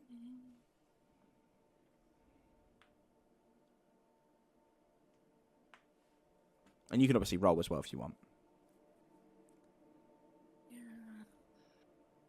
And Margot, while this is going on, the singing is becoming overwhelming. It's really messing with you. Yeah, and we'll say that's why we can't solve the mystery. Well, She's so distracted. I don't have an excuse. Yeah, Callista's got to do the Well, roll. Callista's going to have to do the heavy lifting. I see a pattern in your behavior, at least. You're a nightmare splicer. You take out the useless parts and you throw them away. Is that what you think of these staff members standing in front of you? Oh, you are so close. You are a fallen, yes? Yeah, this is what you are? Yes. How could you not see it? Perhaps you need a physical demonstration. So disappointing. Is he trying to turn humans into nightmares or something like that? Is that what like, should I roll? Go for it. What do I roll? I don't know. What do you guys think Margot should Mystery? roll? Do you think it'd be a mystery check? Do you think it'd be a history check? A pistory check? I don't know. That doesn't sound scary. History. Pistory, damn. Sounds maybe like not what we need at this moment. No. No.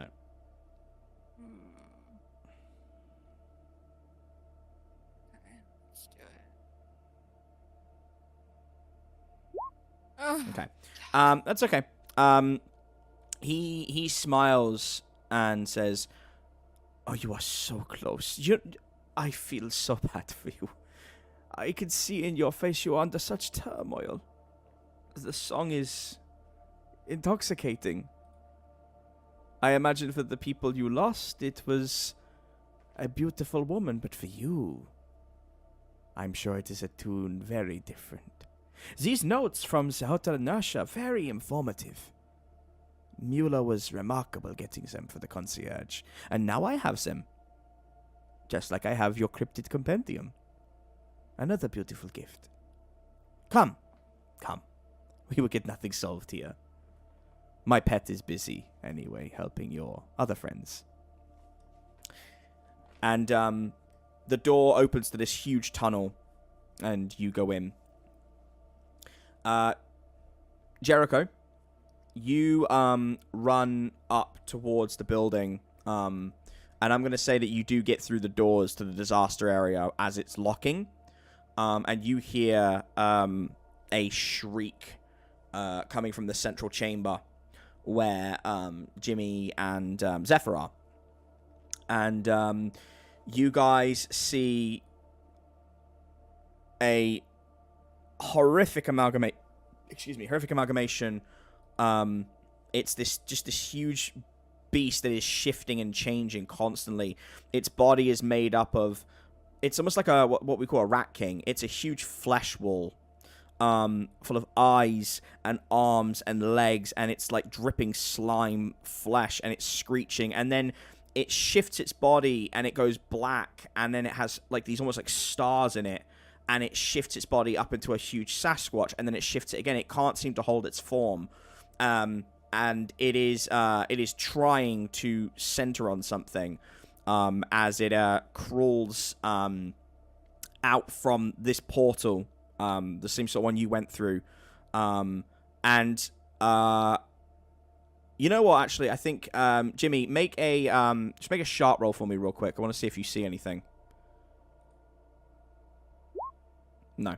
Oh, yeah. Unfortunately not. Okay. No. 6.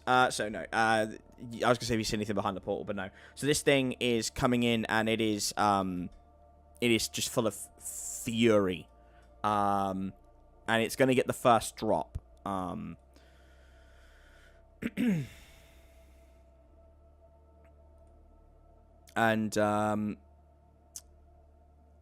it's gonna go for you, Jimmy.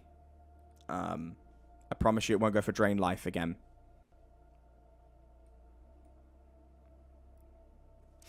Okay. Adding some more bionic parts. No, I promise it Right won't. off the bat. No drain life. It's got other Where's moves the it can do. Mecha Jimmy arc? Yeah, we need that's when we do Nightmare Detectives 2020 X2, and that'll be interesting. Okay, roll kick some ass. Nightmare Detectives 2077. Yeah, there you go. That's why that was the joke I was trying to make, and then my brain was like, "You are gearing yourself up for something big," and I can't think of anything else. There are things that are about to go down that I have been planning for a long time. So, Yeah, all right, I'm 9. so fucking stressed. 9. Nightmare punks. Okay. Jimmy, it throws its arm with all of its weight, and the arm snaps off. And it pins you to the back wall, or it attempts to, for 2 harm. But with your gauntlet, you are able to cut through it pretty impressively. And you, I feel like you would hurl it back, at the creature, which does 2 harm back to it. You read my mind with that. Like, seriously, that's what I was just thinking. I thought so. Okay, perfect. Jericho, I'll let you act next.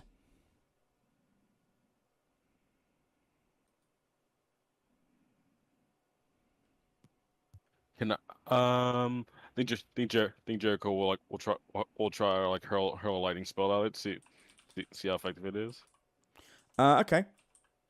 No problem. Go for it.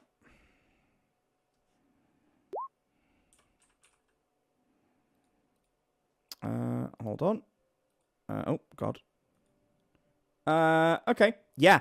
Holy shit. What does this look like? No. What is it? What kind of what are you doing? What kind of spell are you doing?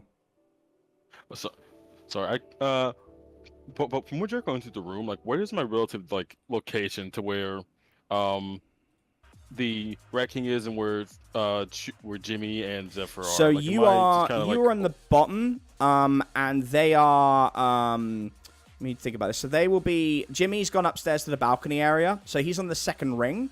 You are downstairs, and Zephyr is.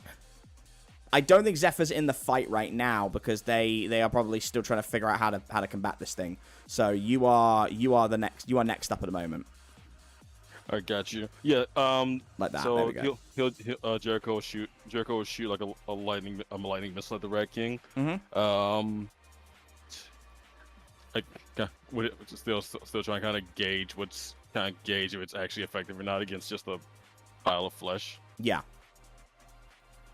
I think it would like sting it. So, like I feel like as you hit it, its flesh bubbles and sears and burns, and a huge piece of it goes flying, and it is screaming as it flails around. And we're gonna go back over to Nardelus and Flebs. Flebs, you said, what was it you said at the when you were talking a minute ago? Just so I have a clean take of that. My guess? Mm-hmm. I guess that I either had a really expansive memory or it had something to do with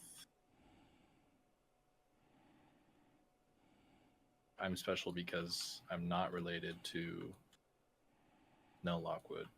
Okay. Yet I have her gift. Okay.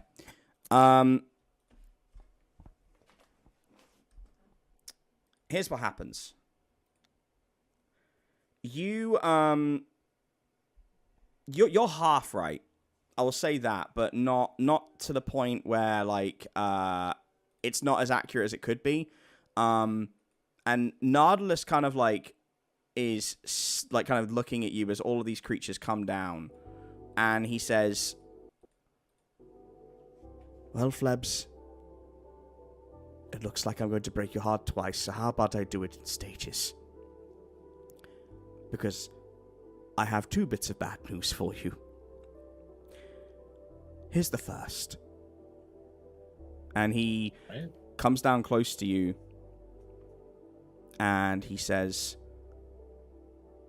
"The reason you can absorb all of the cryptid compendium, you never thought about this. No human being can. And yes, you could think you're not a human being, but you're my brother. So if a human being can't absorb it, it's because they're not alive, Flebs. Because you are not alive. The moment you walked into that young girl's home..." Oh God, don't remind me. Oh, I know everyone's been making so many jokes about it, but I'm not laughing. Lady Death whispered something in your ear, Flebs. She cut you a deal. And that deal was eventual servitude. Flebs, you are a gravedigger. And The fuck? and he smiles at you as like the scene plays out. And we're going to jump back over. Oh no, sorry, before he smiles as you just kind of look at that, and he says, I'll give you a moment, but I have more bad news for you, Flebs. Something happened an hour ago. And we switch back over. You are, Callista, Margot, you are walking through the building.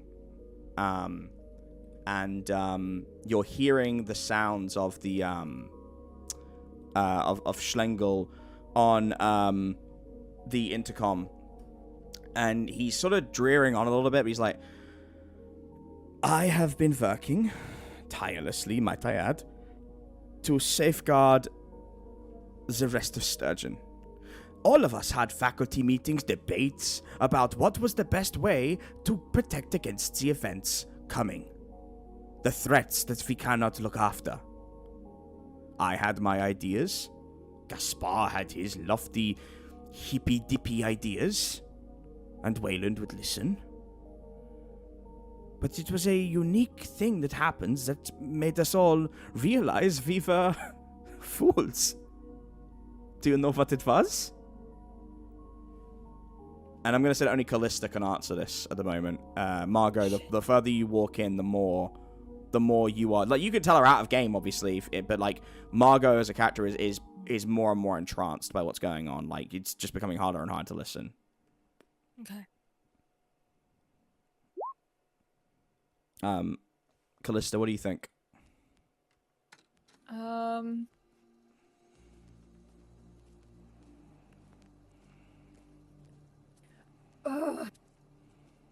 feel like I'm so close to it.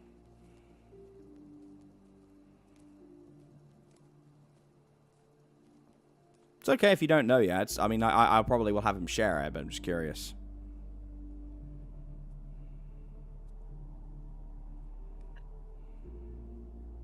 I'm trying to think about what would have happened. What do you think could have happened in Sturgeon's history, recent history, that would have changed the way that they decided to get behind things? Sturgeon's history.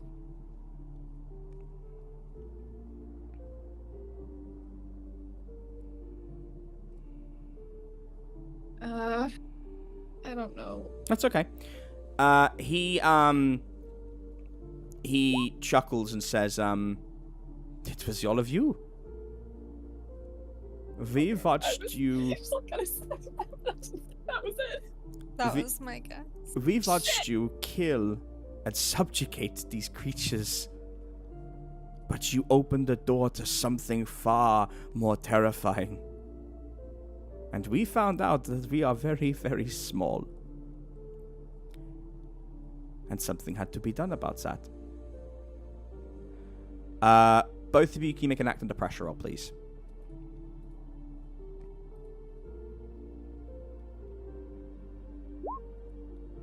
Amazing, Okay. Margot. 13 for Margot.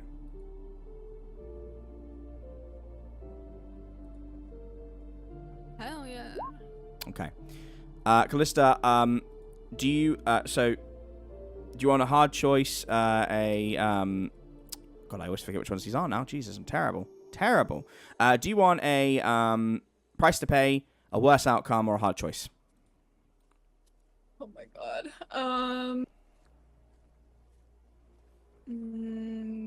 Price to pay. Okay. You guys have been walking for a little while now, and the lights go out as you're walking down, and you feel this sensation of being pulled, Callista. And when the lights come back on, the two of you have been separated.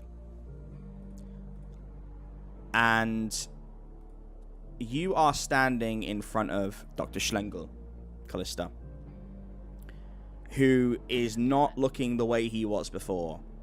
He looks... fractured is probably the way to look. It looks like his skin is cracking in places. He's tired, but also very wired at the same time. There's a madness to his eyes that wasn't there before, even with what he was doing, and he seems like a man possessed as he walks around you, and you realize that you can't move. And he says, "To think that there were creatures like you, it's simply remarkable.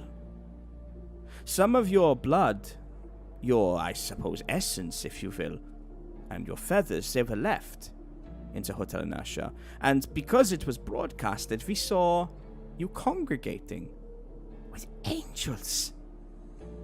Angels! It is beyond science.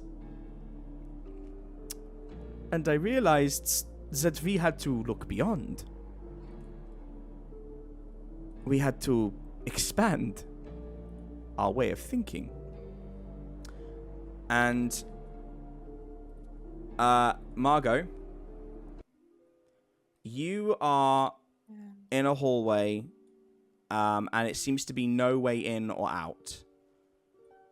And it's just got one red light down the hallway, and you hear that music.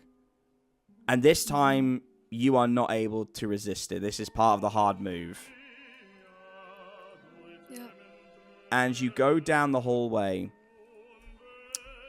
and you see the hooded individual standing there. And it's like time slows down. And they pull back their hood, and it is your husband. It's the gravedigger, holding out their arms. And Schlengel talks to Callista and pulls up the video feed and says, "You can't cheat death, Callista, but you can make a deal with it." And that is what I did. And Margot, you take step by step towards your husband. And it's, to Callista, I imagine it's like time slowing down. And I would imagine, Callista, in this moment, you want to try and fly, right? Yeah, Callista's like struggling against whatever's holding her back, trying to move and somehow get to her. I'm going to say, with it being an extreme situation, you can do it, but you will be at the end of the hallway. Is that fair? Okay. Yeah. Okay. So Schlengel's smiling, and he sees you working on trying to make this happen, and he says, "Oh, you want to try? You're welcome to try, but it will end the same." And he clicks his fingers, and he plucks a feather from you and says, "I have what I need. Go." And yeah, you transport over, and Margot, tell me what you're doing now.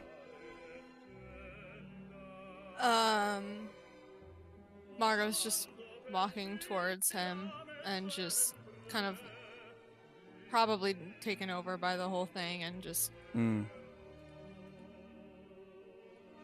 of lost that she at least And the fact that she's at least seeing him again and Yeah, because it's not the La Llorona you doesn't thought it even was going to really be. realize it's not really him. Exactly, exactly. Callista, you're So yeah, just walking towards him. you're running, I assume, like full pelt to get there. Yeah, and like calling out for her as well. Yeah, and while you're doing that, like you're imagining all the times of the things you've shared, the friendships you've had, everything kind of comes to a head as you're trying to gain around that corner, and Margot, a voice calls out as your husband's arms are open, and it just says, "Let go, Margot."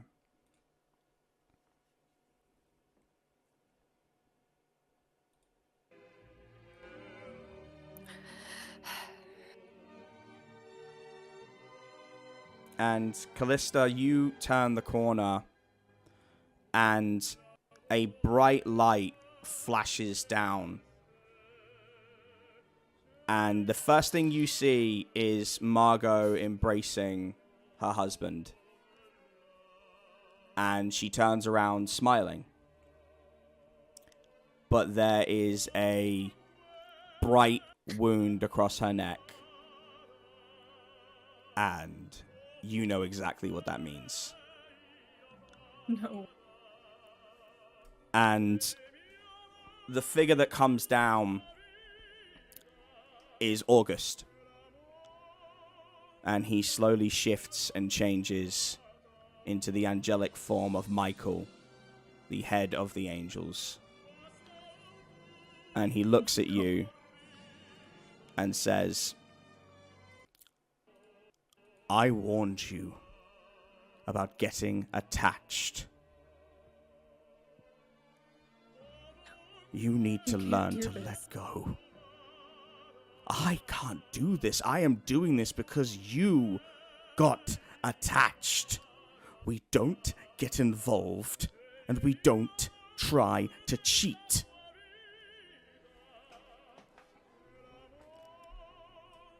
This is your fault, Callista. What else was I supposed to do? You took everything from me. And now, I'm taking something else.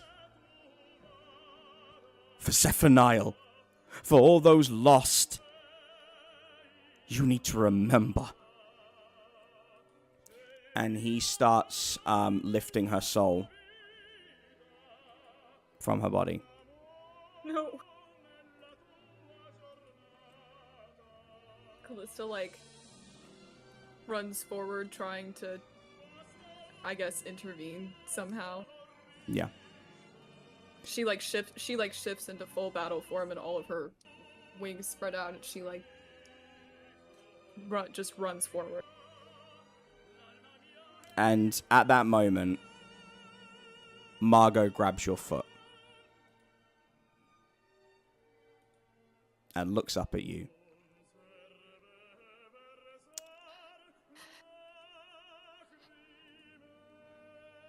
And she mouths the words, "Let go."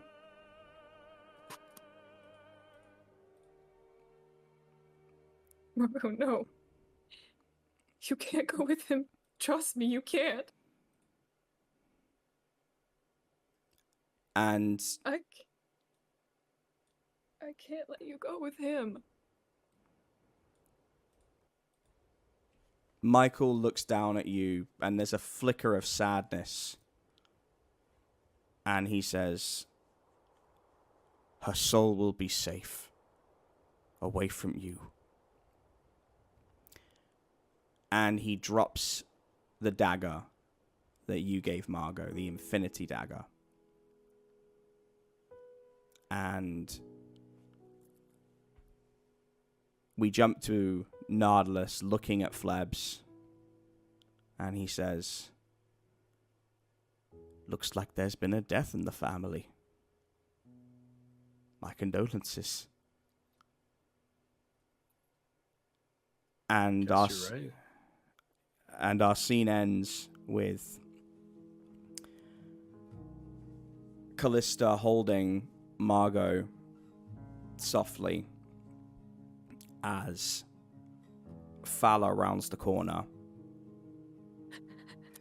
and sees something truly horrifying, because Callista starts to change. In an instant, Callista's body begins to twist. The skin starts to grey. The wings molt and warp and sharpen. And everything in Callista darkens. And with the magic of storytelling, we get a look back at the readings that Wayland was given about what Callista's biology is. And it says Eldritch Being. 100%.